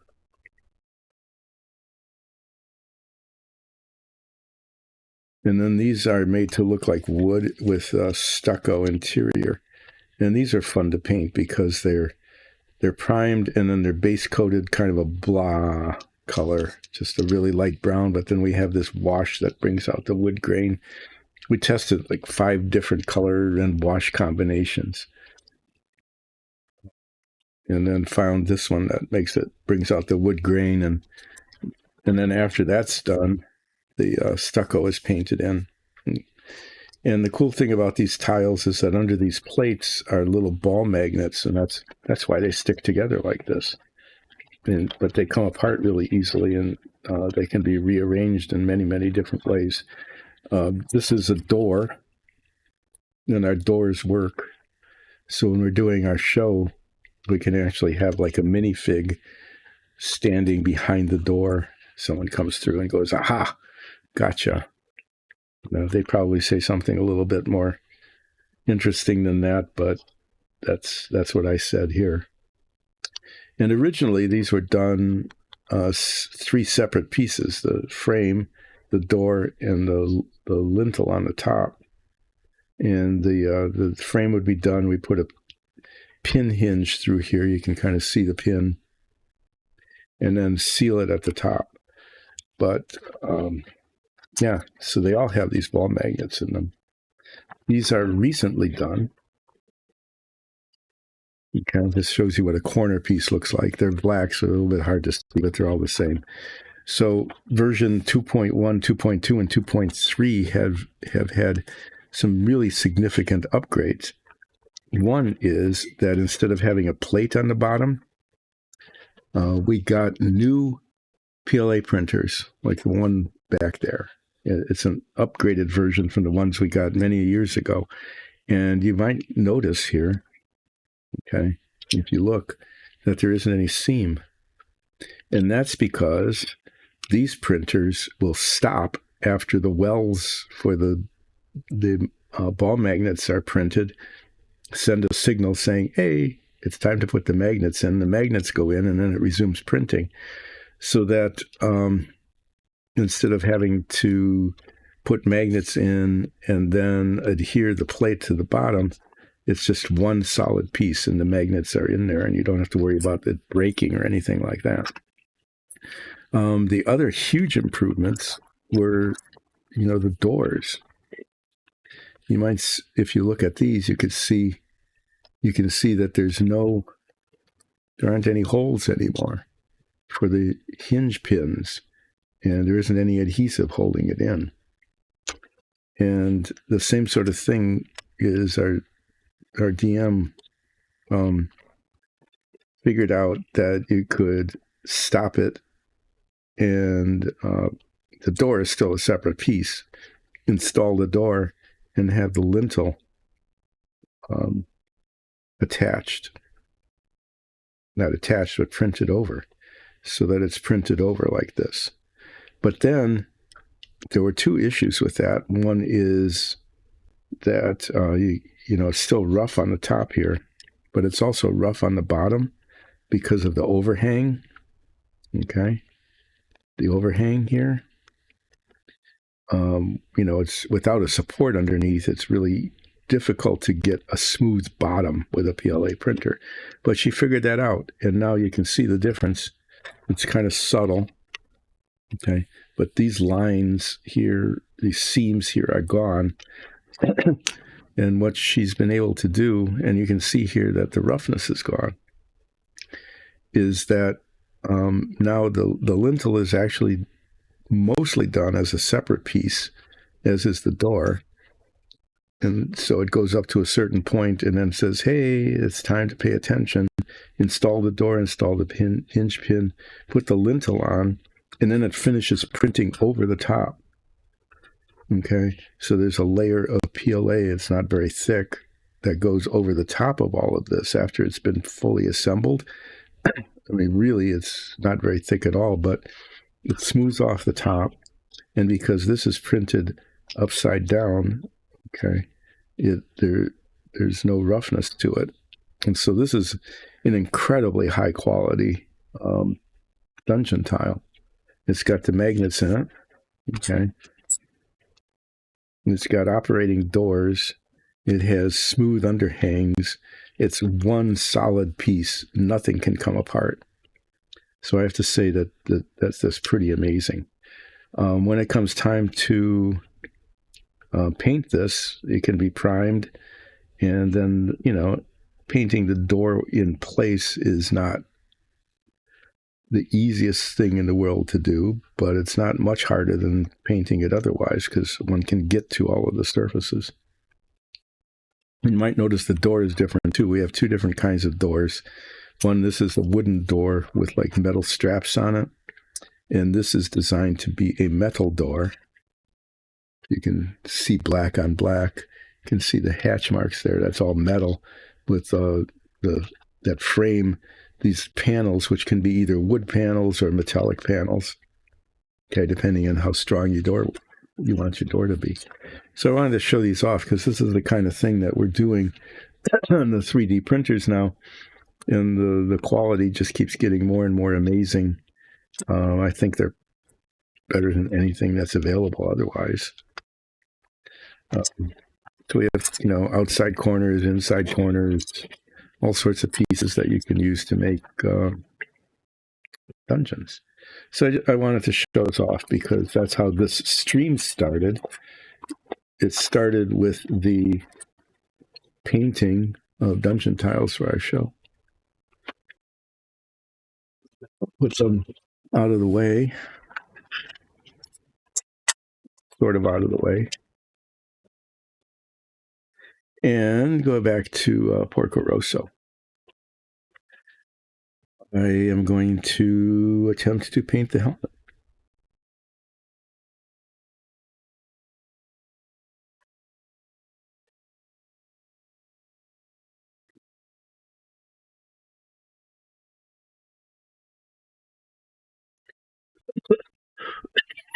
The system you're playing with sounds actually kind of complicated.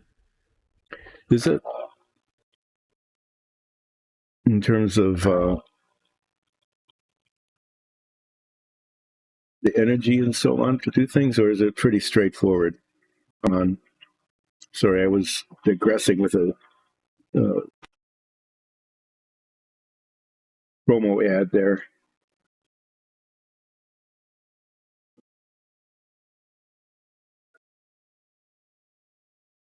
So it sounds. Can you just become exhausted?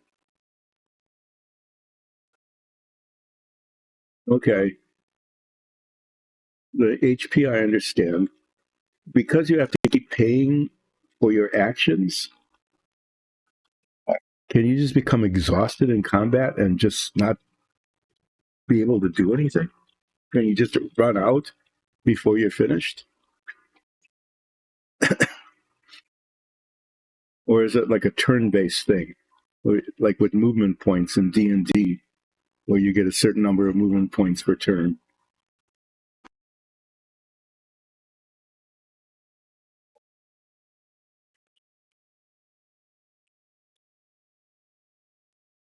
Just curious about how that works. I'm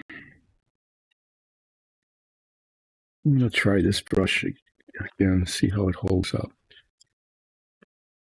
I'm gonna do the hardest part first, which is around the goggles in the front, where there's tiny, tiny little lines that need to be painted, and then move around to the straps over the belt that holds the goggles on.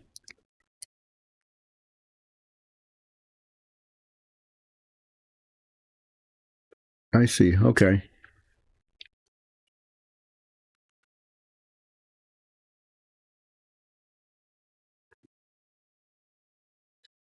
So I'm probably going to go silent again because this bit here is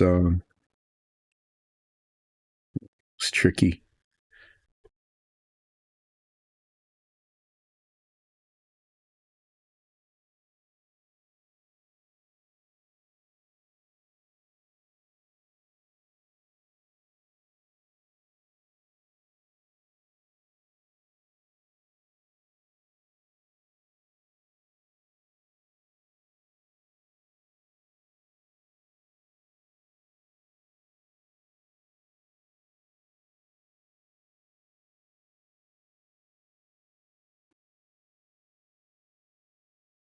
We should probably save this for Monday.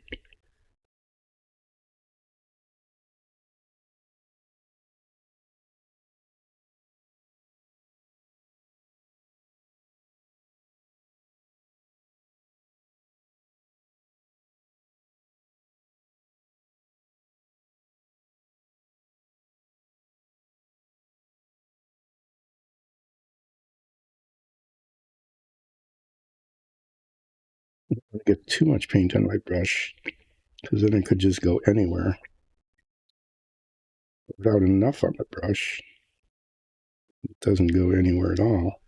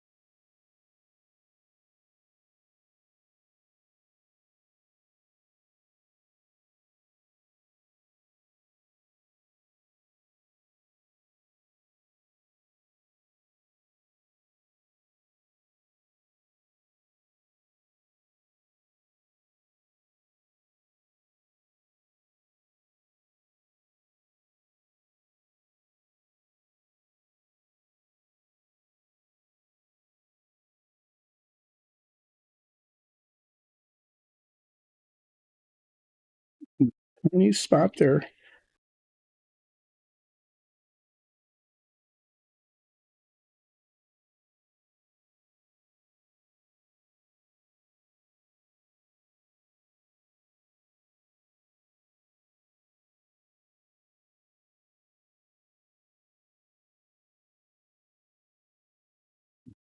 paint is kind of drying.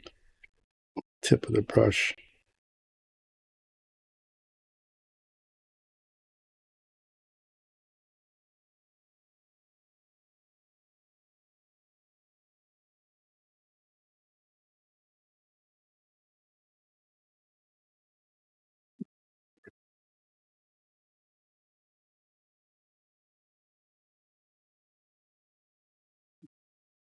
Okay, well, it's not awful.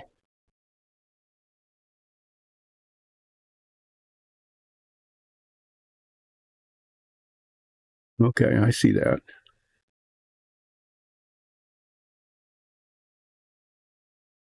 Makes sense that it's like that.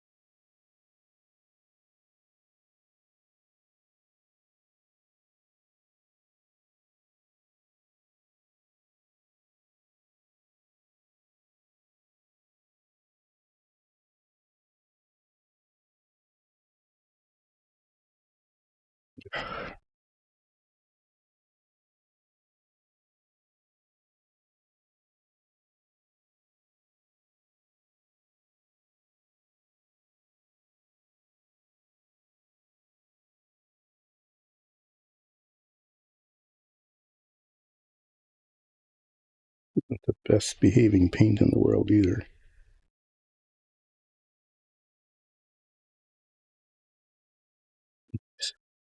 It's doing okay. And then I hit the brush against the white.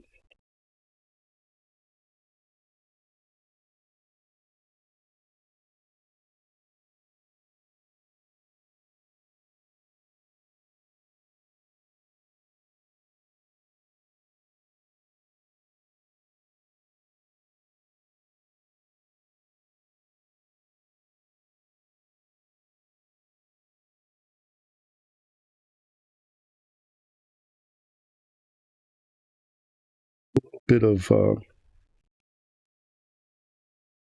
really being real clear where the boundary line is.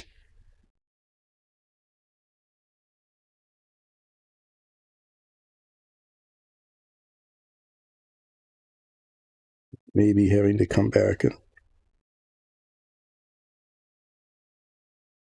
retouch the white. I have to scrape that off and then repaint it.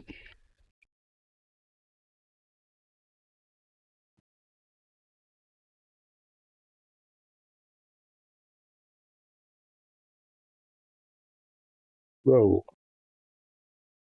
Okay, well then there's that too.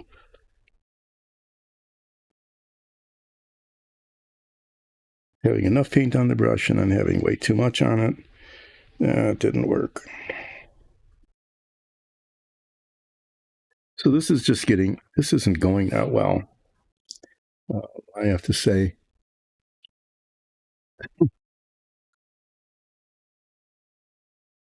Yeah, that is pretty dynamic. The players in the DM really have to be paying attention then to the level of energy that you've got, and how it varies during the actions that you're taking.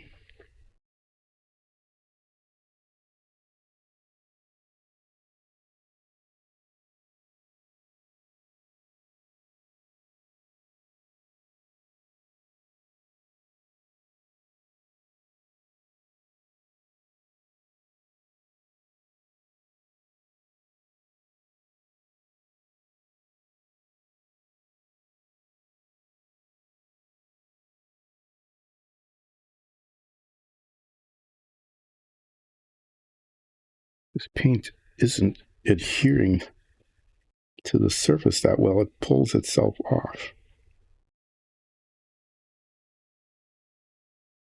It's just weird how it's misbehaving like that.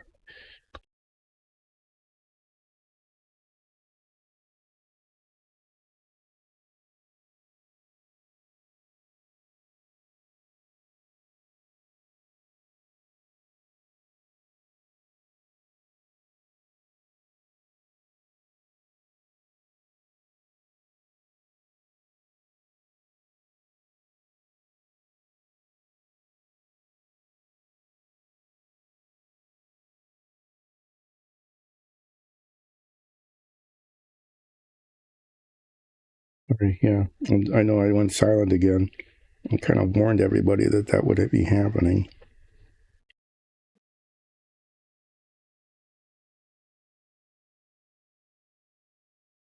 Didn't expect this to be as challenging as it is, and it's mainly because of the way the paint is acting, which is not behaving.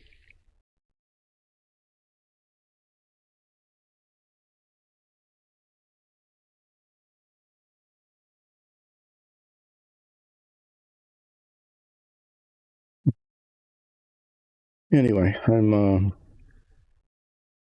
yeah, this is just being frustrating.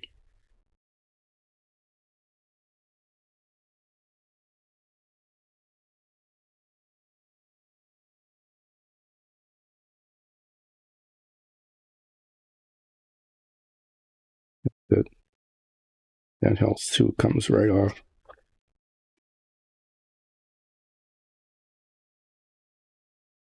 the holder. Things along.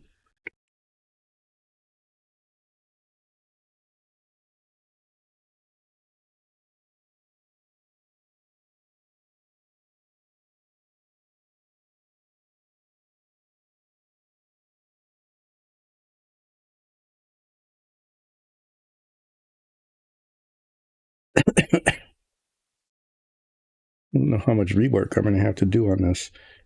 The paint pulls itself off, just leaving white spots everywhere. You can see that. I'm trying to cover them up without just getting big blobs of paint everywhere, but I don't know how it's going to go.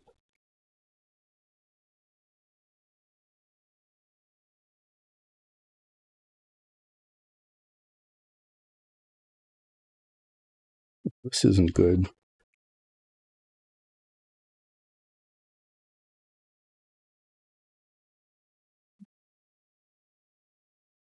This one got too, that needs a lot of black touch up. There too. The front went okay. Some white touch up on some certain spots. I want to scrape off the khaki paint so that the white covers. I did that with the black before.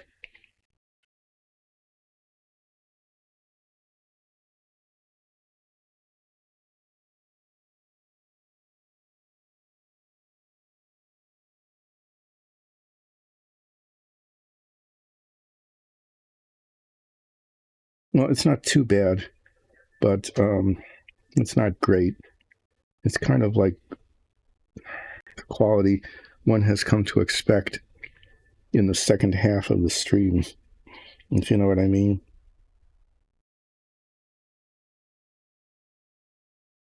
Yeah, the front of this is a delicate little bit here.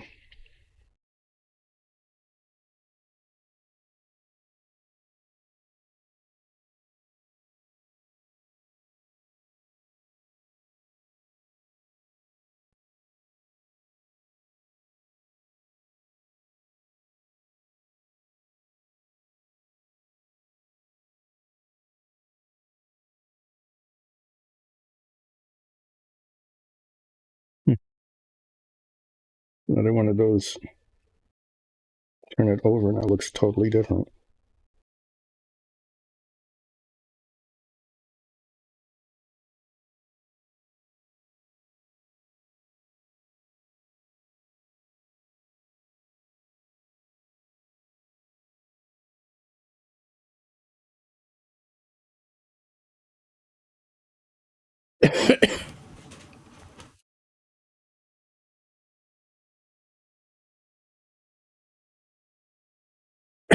Excuse me. Yeah, I'm getting end of stream chills and coughs and stuff.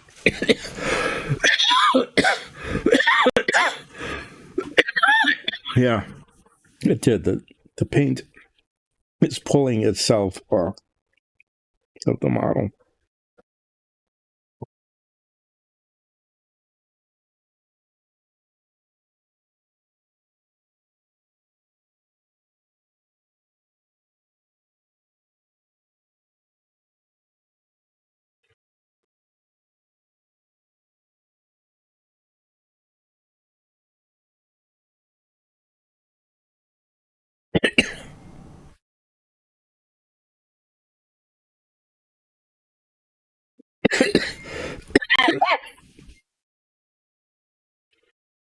Okay, let's see if I can get this off cleaned off. And then I've got some black touch up to do. No, I'm not sick. It's this happens during the usually it waits until the last 45 to 35 minutes of the stream. I start feeling chilled. I got a vest on, down vest and everything, but still start it's chilly down here, and it starts to show. There is a lot of pollen in the air, I have to say. That is leading people to sneeze and cough all around us, everywhere. But it's just not really allergies. I've been tested for allergies because this has been bothering me off and on. And I don't have them, but pollen is an irritant as well as an allergen.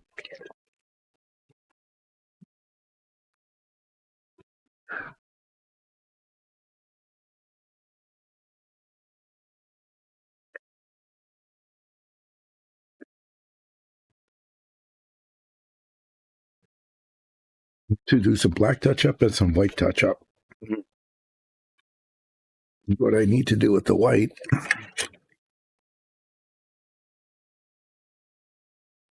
can see this spot even without the head magnifiers, is I want to scrape off the tacky khaki paint, so that the white actually covers. There isn't much of it. There's just this little spot here.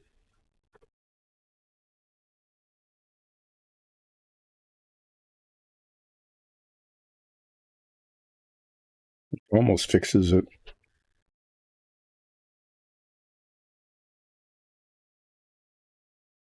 Having to use any more paint, but it didn't quite. And maybe looks like just a little bit here as well. It was one of those. The boundary line wasn't clear.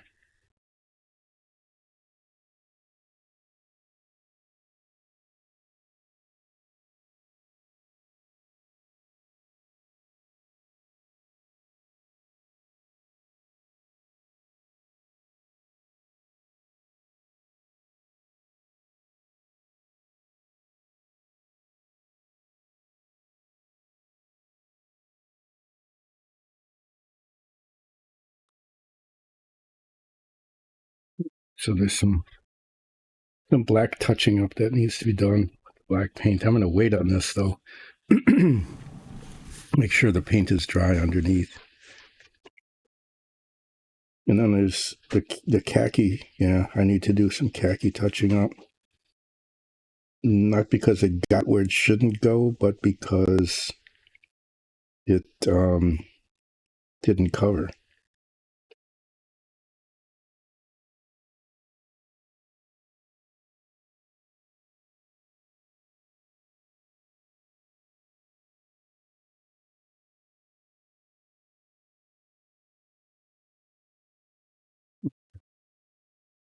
Try not to be impatient here. It's really easy to suddenly become impatient.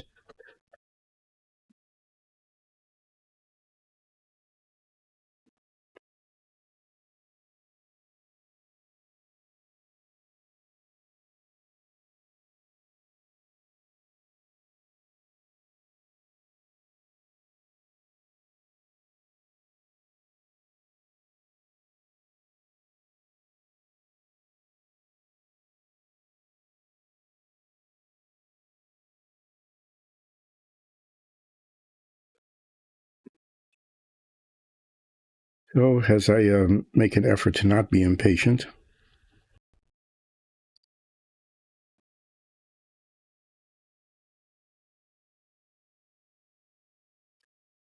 I will fail. I will fail in my effort to not be impatient, and I will get the white paint out.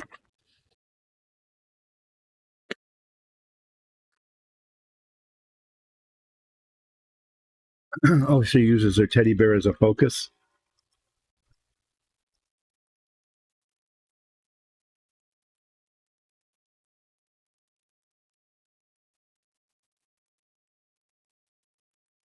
I think that's pretty cool.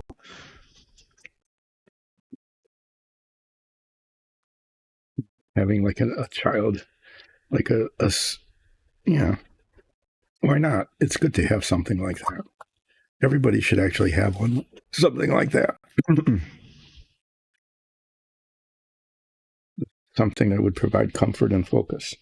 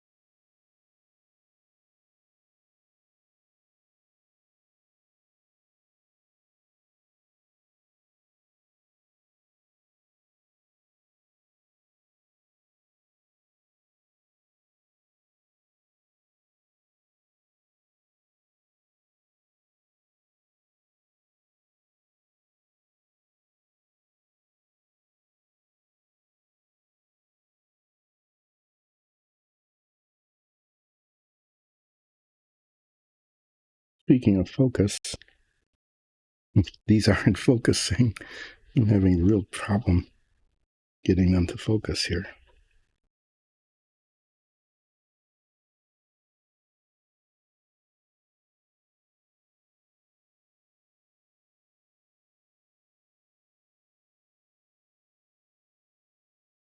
I am having a problem getting them to focus, but they aren't cooperating.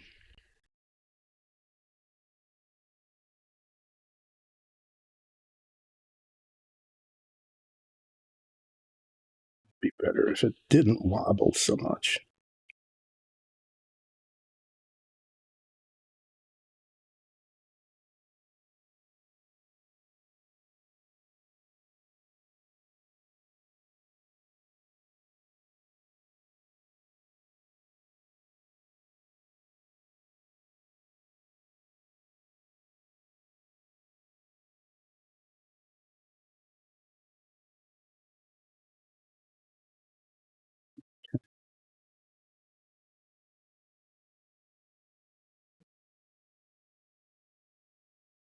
But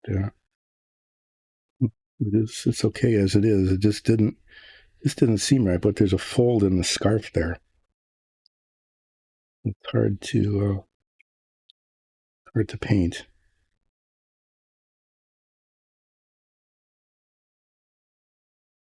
Yeah, it turned out okay. Now I need to do some black touch up. So spots of that here, hither, and yon, and then I'll pull the khaki paint out.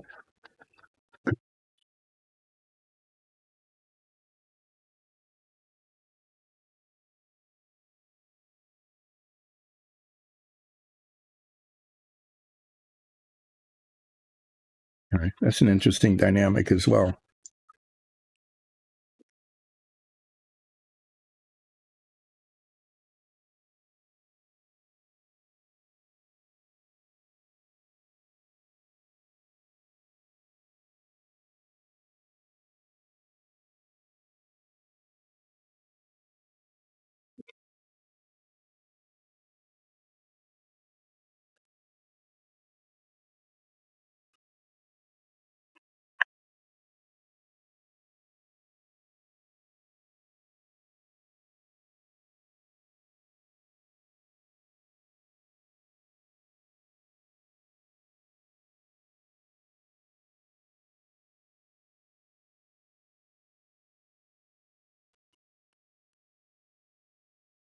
Now, let's see if I can get this done. And then after this, I'm going to stop painting because I know that whatever I do, it's not going to go well.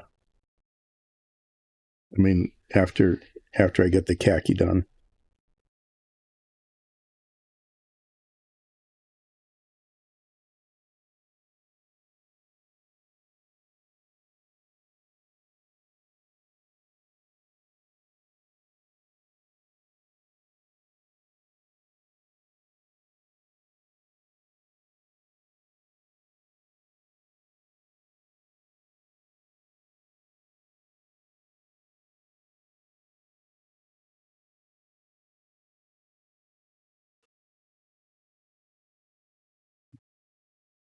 Just discovering little spots that didn't ever get painted.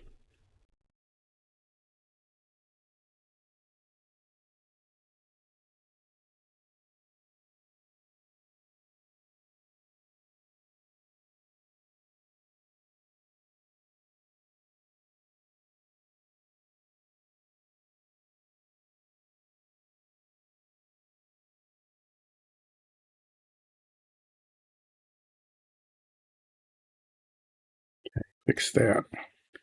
This one got really messed up.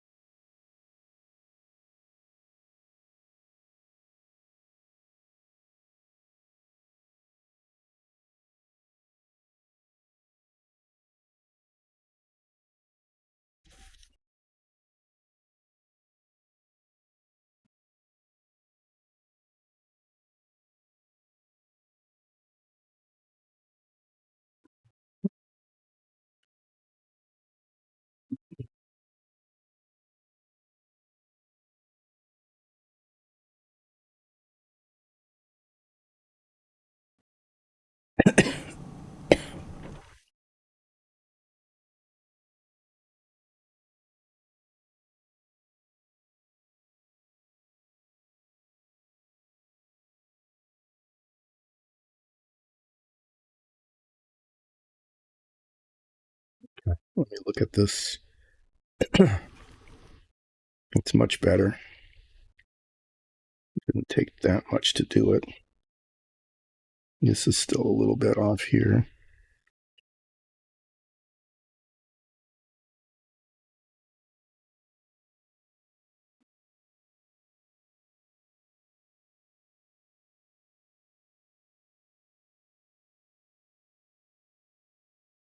Okay. I just need to make sure that there aren't any more spots that have been missed.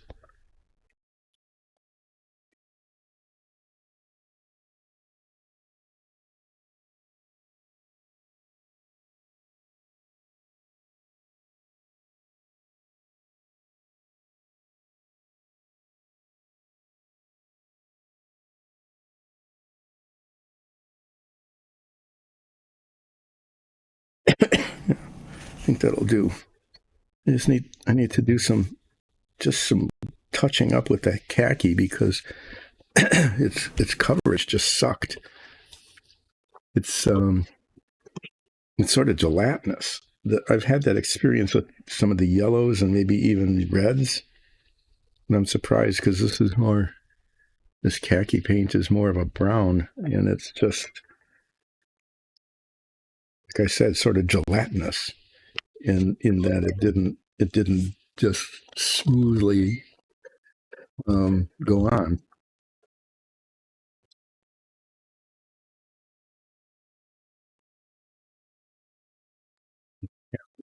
Do something about the sticky tack here, though.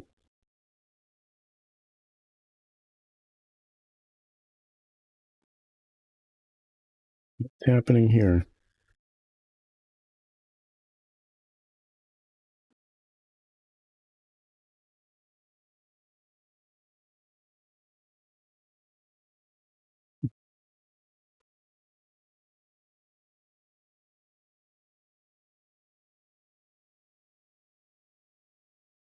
Where I put some flesh over it before, but it didn't. Looks like it didn't take. I don't know. Let me fix this real quick.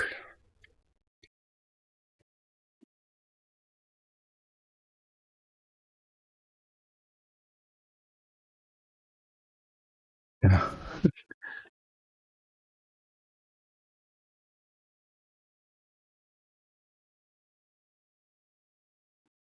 Okay. Yeah. Why not? That's interesting. Is you can try it. I mean, makeshift weapons sometimes will work, and sometimes not.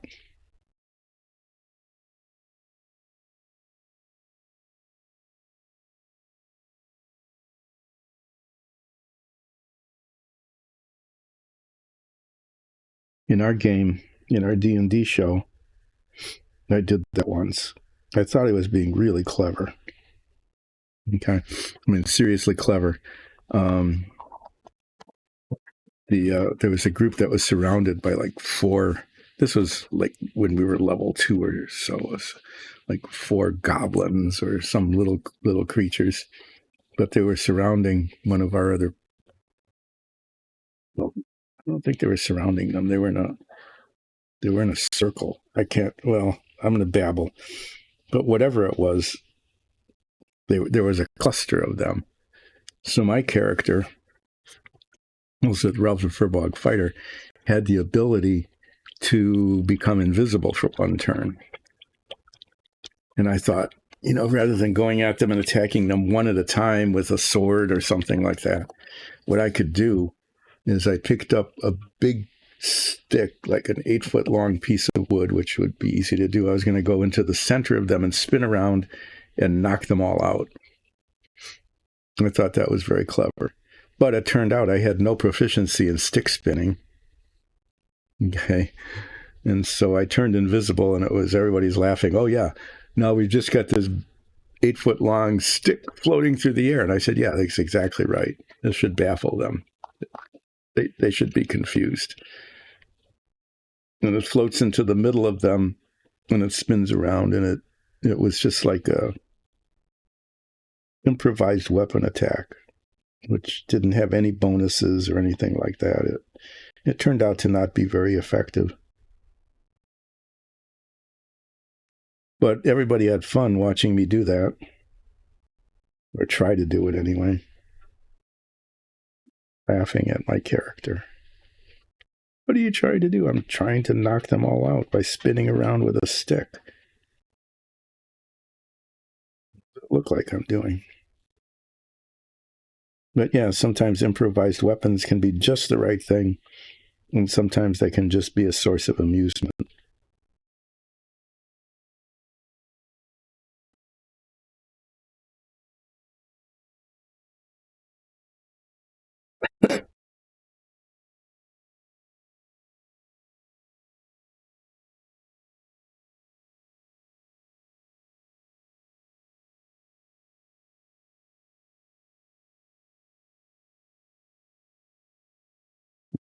I need a little bit of black there again.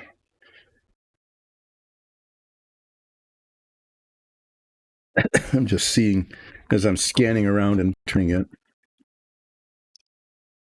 Yeah, it was. It was. It was. It did have the element of surprise, though. I was granted that by the DM. So our adversaries weren't expecting that. They didn't expect a stick to come floating through the air and spin around inside of their group. I'm not sure what I accomplished with that, other than the element of surprise and amusement.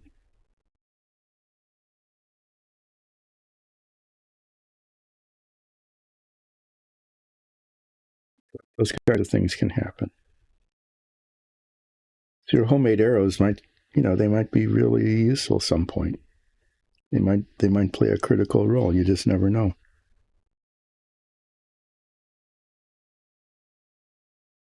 In D&D, you roll the die, and every once in a while, one of our party members tries to do something just absurd, just ridiculous. And once, it was really ridiculous. I can't remember exactly what it was, but it was, no, this can't happen. And rolled a D20. And the poor DM was just left with, okay, so what do I do with this now? Rolled a D20. It had to succeed. Whatever it was successful. We saw another flaw here. It's just a weird thing, a discoloration on the lens.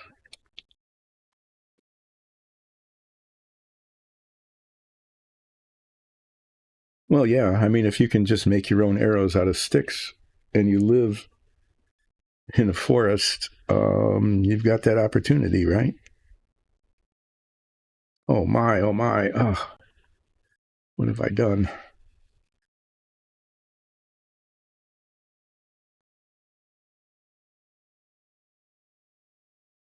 Totally demolished the point of my brush here.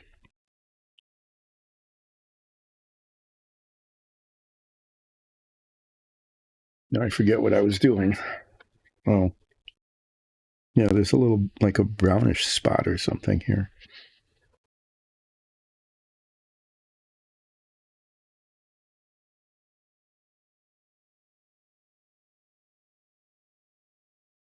I fixed it, but I don't know why it was there to begin with.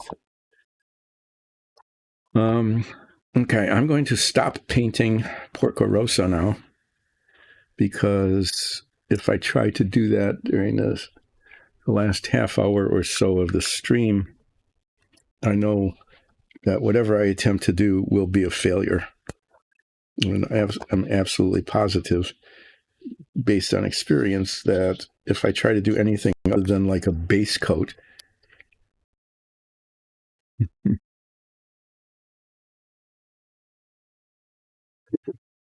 yeah, really.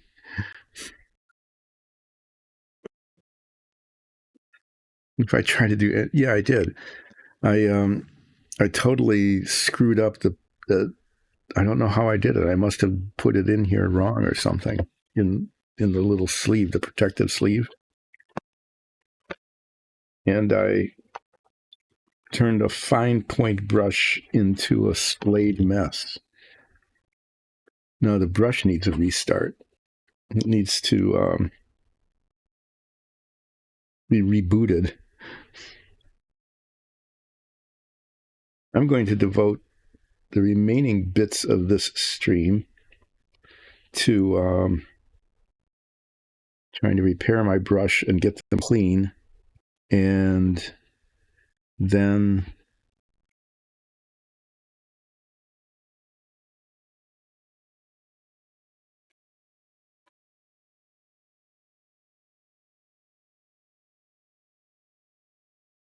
can't. I did that, really. I just dropped one of the little plastic tubes that protects the brush and just dropped it on the floor, and I saw it roll under the workbench.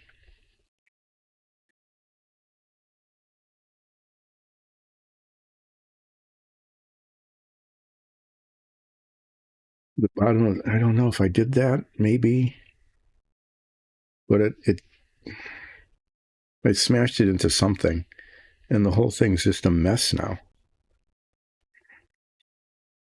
I have just an amazing skill at screwing up brushes. See if I can get it into the tube without making it worse. Okay, I dropped a little plastic tube on the ground. I have to see if I can find it. Let me clean this off first. That was what I was trying to do. The last half hour of the stream, it will be, is this tiny little clear piece of plastic that rolled under the workbench where there's 1.5 inches of clearance. Right. The odds that I'll be able to find it are pretty slim. I think I might have some extras. I don't know, but I'm going to disappear for a couple of minutes because I'm going to be crawling around on the floor looking for a little clear tube of plastic that I just dropped because I haven't done that kind of thing now for a couple of sessions.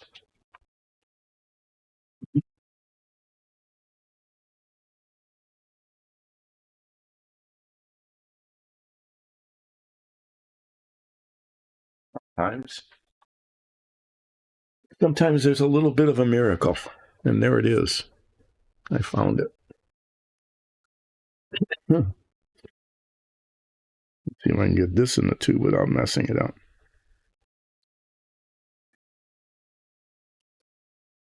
All right. Well, one thing I've managed to do, let me show you this, is I managed to just make a huge mess of things. Look, I got paint bottles all over the place. I got my head magnifier in a place where it's awkward and in the way.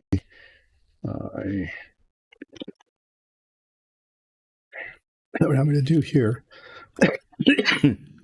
is put the recharge cable on it, which will serve as a reminder to recharge it.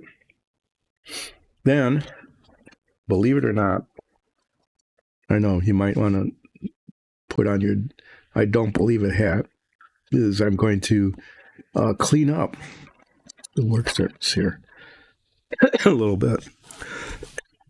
Excuse me. I'm going to try to remember to prime this. Oh, yeah. Thank you for that. Yes. Much better that I just have the bottles scattered all over the place and not the paint, which only happened twice today. Yeah, look at that. I not only got the flesh colored paint, but I got white paint on my hand too. I don't know how that happens.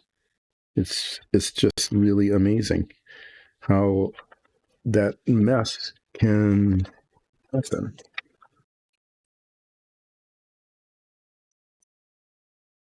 Believe it or not, what I'm doing is putting things away. I should zoom out my camera person and director.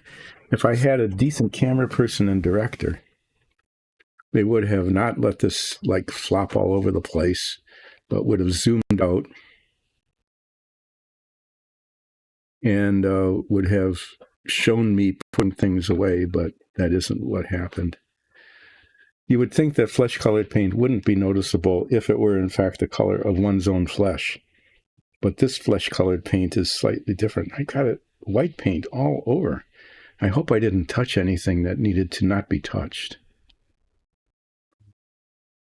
Okay, well, I'm going to show this. What I managed to do today, camera guy and director, is I got the flesh on the arms here, okay, and I got the whole head and helmet painted, and I think it came out okay. I don't know if that's focusing or not. Probably not. I think Porco Rosso's face looks all right. I got his little nostrils highlighted there. Mustache looks good. Nice glossy glasses. Nice glossy goggles. The demarcation line between the helmet and the scarf looks pretty good. Yeah, I would say that came out pretty adequate. That Porco Rosso's looking good there. So what needs to be done is two colors left. One is all this uniform he's wearing, his coveralls. That's all painted one color. Okay, you can see there's a lot of boundaries between the white and the scarf. Okay, and the gloves and stuff, and the belt. I lied. There's three colors, but that's all one color. And then I'll have to come back without a doubt and do some white touch up and some black touch up. There's a button on his shirt and a belt buckle that need to be painted. It says gold, but I think I might use brass because the brass paint actually looks better than the gold paint in terms of shininess. And then the boots need to be painted black. And I need to decide between now and the time I actually paint them whether they're going to be painted glossy or not. Oh, a spell cantrip. Yeah, cantrips are really cool because you can just make them happen. Okay, that would be good. A cleansing thing. Just it'd be really great if I could get this figure to like stand in the sticky tack and not fall off without having to cover the boots completely. At some point, I need to decide whether the boots are going to be glossy. Oh, okay. If the boots of the figure that I put in the airplane, the one that's flying the Savoia, is I did make them glossy. They were polished leather boots, as opposed to just flat black. And I think I might do that again. I think I might make them shiny boots.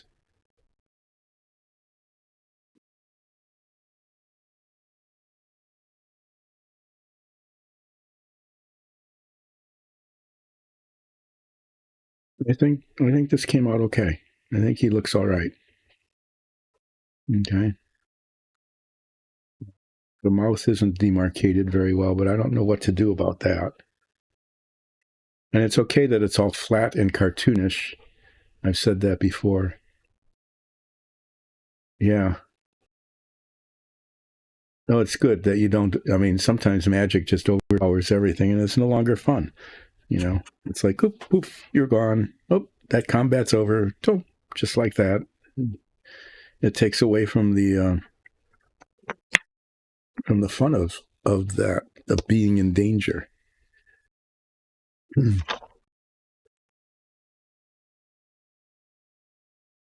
Just trying to remember 44 deck. Yeah, this is the color that on Monday when I come back, I'm going to be painting a lot of surface area, a lot of little detail things and edges, and okay. So 50 magic points. Okay, if they're used, I have to ask, does that mean one player uses them, or in combination, like if all of the players in total have used it? And whether it's just during one event or whether it's cumulative during the course of the game. Because it'd be kind of interesting, like if you get up to 50 and you combine all. Huh?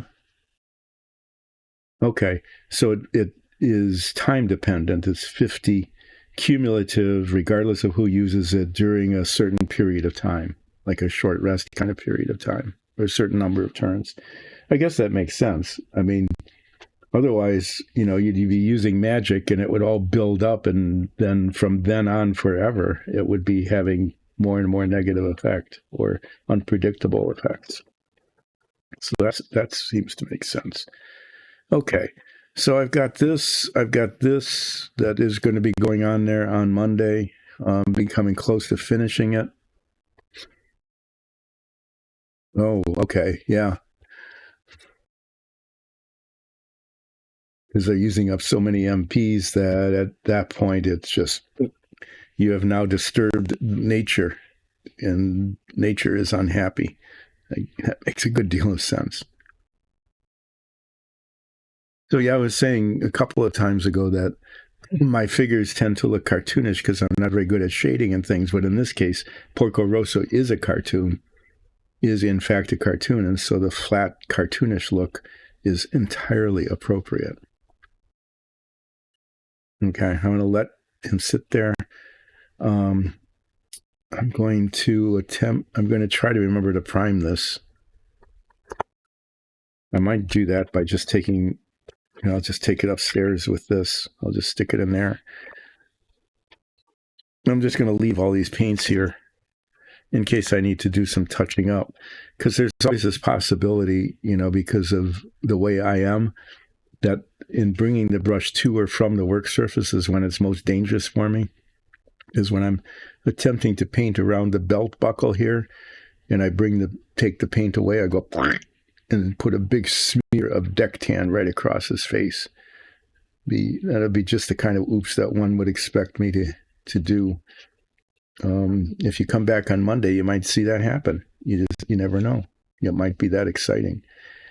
What I'll need to decide then is, since I said cartoonish and flat seems to make sense because it is a cartoon, because there's a lot of like wrinkles, okay, and pockets and texture. There's a lot of texture in the uniform.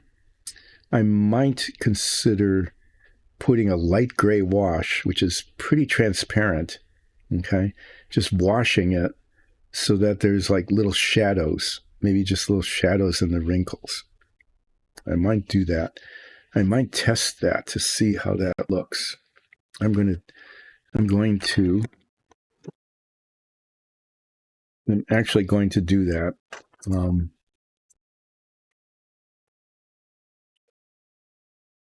I'm going to use this piece of paper, which eventually will be useless because it's a color chart for, the bottom here. The bottom part is unnecessary, and I want a piece of paper.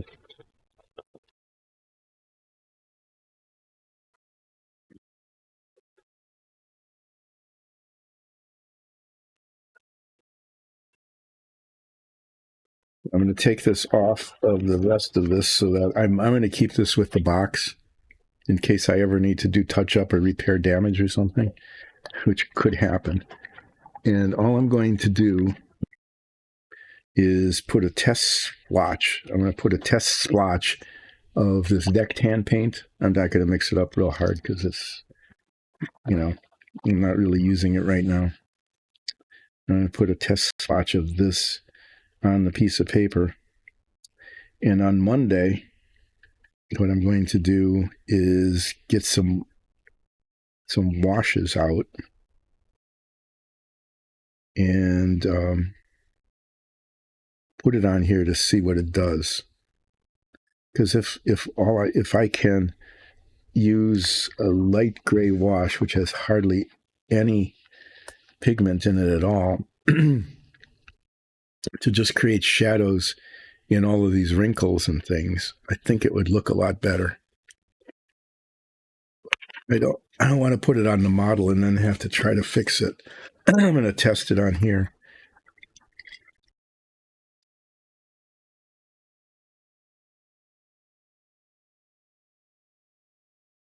It's not coming off. It looks like this some sort of green paint permanently stained the end of this brush. And it's even with this lacquer thinner, it's not coming out. No, it is. I lied. It is slightly coming out. I wonder if it needs to soak in there. I used to do that when I was a kid, when I used testers enamels, is I would let the brushes soak in the solvent.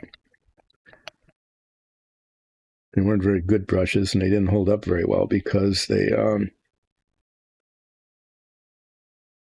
the bristles got all bent up because it got smushed on the bottom of the jar. But there it is. All right, time for a recap. Thanks for watching this week, those of you who did. I appreciate it. People who come back, Aman, Ola Brager, the new follows that I got this week. Thanks, everybody. Enforcer Journal is back. That's really cool. And what I have done, what did I do? I spent 3 hours today, right? Seriously? I spent 3 hours today, and all I did was paint the head, the head of my Porco Rosso minifig. Well, I can't say that I also did the arms here, but I would say that given the amount of time involved, that's a pretty sad showing, isn't it, for how much work was done?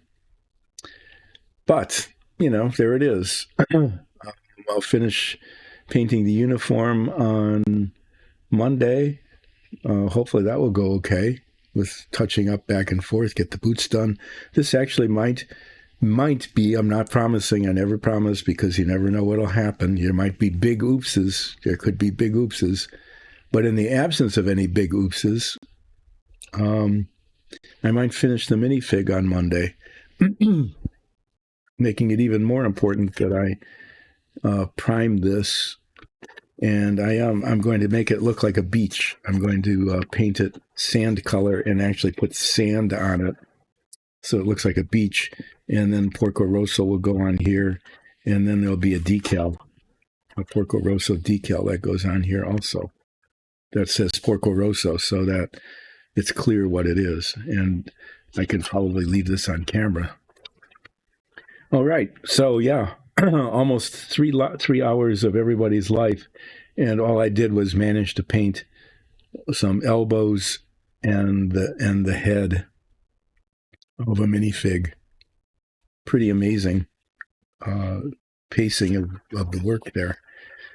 On Monday, I'll be painting the uniform. I'll be testing this to see how the wash looks on it, whether it's something I want to try or not. Just put some shadows, some subtle shadows in the creases here.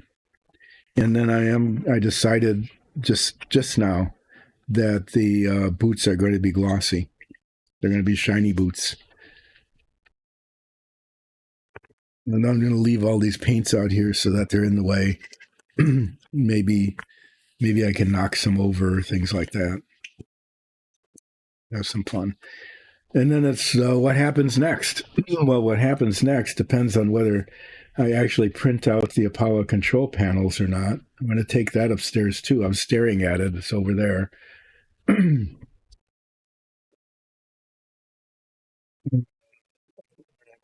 practice with those this weekend and see if I can get those done. And then I'll be working on finishing the Apollo finally. After a hiatus, I built an entire model. And then the next thing I want to work on is the Lotus Ford model that won the Indianapolis 500 in 1965. And suddenly it changed the world. And so instead of front engine Offenhausers, people went to rear engine light bodied cars. This model really sucks. I mean, it really does. It's just inauthentic in so many ways. The real car, I have pictures of the real car that I took myself in Dearborn.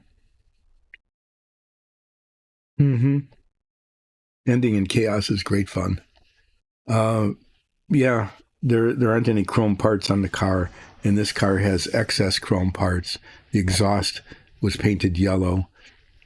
There's other inauthenticities, okay?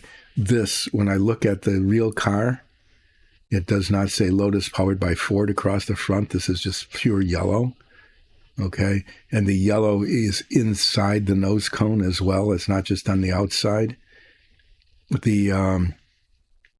That's painted yellow, and these are velocity stacks for a normally aspirated engine.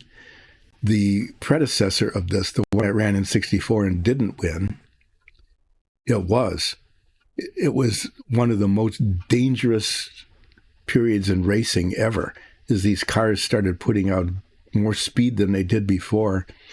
They didn't even have seat belts. Seriously, these cars were intentionally made without seat belts. As one driver said, if this crashes, you don't want to be in the car. Can you imagine that? There's no side protection. There's no crush space. They didn't have seat belts because it was safer to be thrown out of the car at 115 miles an hour than it was to be in the car. It was just an insane period of time. It was common to lose a couple of drivers every year. But yeah, you can see it looks like a coffin. It was. So another inauthenticity, this I can paint yellow, right? I can paint over the chrome parts. I'm going to buff them a little bit with steel wool so it's not quite shiny, spray them with primer, and repaint them the various aluminum shades that were the real model. I mean, the real car. Like the wheels weren't chromed. They were mag wheels, and the inside of them were darker and the rims were lighter. So I've got enough pictures of the real thing to try to make it as authentic as I can. The seat was never green with a yellow stripe. Okay. The seat was red here and black on either side of it. And this car that won, you're right. If the number were changed, because the other one was red and white. There were two of them in the race. One was the British Racing green with the yellow stripe, and the other one was U.S. colors, red and white. This car was fuel injected. And if you look at pictures of the real car, I got some Polaroids here that I did. You can see here that the velocity stacks don't show. There were covers over where they are that covered the fuel injection. The velocity stacks were present in the number 92, which raced the previous year. But then they changed it from carbureted to fuel injected. And so these are inauthentic. And I'm not sure what to do about it. I'm trying to make this look as much like the real car and less like the highly chromed model. I might try to fabricate these covers. You can see them here too. They're not real complicated. I mean, if you can see here, you can see where they're covered here. I might try to fabricate those out of either sprue, or maybe even I could get our DM to print them on a 3D printer. But I would really like to have it not look like totally inauthentic. The other thing, this is a decision point, is the stripe. Okay. The stripe here, this doesn't happen, and the inside of the cowling is supposed to be painted yellow as well. You can see in the model that it's still green there because the decal just wraps around the outside of it. And the real thing does not say Lotus powered by Ford on the front. I've looked at it a couple of times. Is what I might try to do, if I can get the 82, if I can get that off of the decal, just the 82, is I want to paint the stripe on the back and here. I mean, it's just a straight line. I should be able to tape that. Okay. And then spray paint it. I'll need to get some glossy yellow. The yellow for the exhaust was matte, and I've got that. I've got a nice matte yellow primer that should work pretty well. So there's a lot of modification to the model that needs to be done, mainly around cosmetic stuff like the painting. Okay. But some of it, like the covers, the fuel injection covers for the engine. Yeah. So it's sometime next week after I'm done with this, which could be Monday, could be Wednesday. depending on how it goes. I'll be opening this and moving along to painting, not just painting, but building the Lotus Ford. I built one of these when it first came out in the 1960s. This, I believe, is a reissue that came out in the 80s. But, it's a little sad opening this because it started out costing $3.77 and then it went on sale for $10.50. And I think I paid maybe $15 for it. But there's one on eBay now that they want $45 for it. So I'll be destroying an investment. I could probably resell this, make like $30, and say, oh, well, that's the way it goes. But no, I'm going to relive my childhood and build this and attempt to paint it and finish it in a way to make it look much more authentic than the model is. There's other weird things too, is the color of the steering wheel. I've seen it both red and black. So I'll have to decide how to do that. But that's enough babbling about the Lotus Ford. We'll all together be seeing more of it next week. Thanks for watching. Thanks for joining in. Have a good weekend.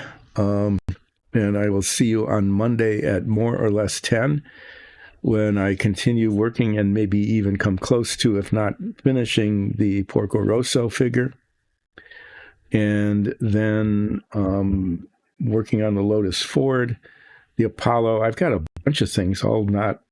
The Apollo needs to be done. The Lotus Ford needs to be started. And of course, I've got me, also as Ralph the Furbolg Fighter, in progress. Needs to be painted as well. And depending on how confident I feel, I'll be working on one or more of those. Thanks again, everybody. I'm going to hide behind the Ring camera. See you on Monday.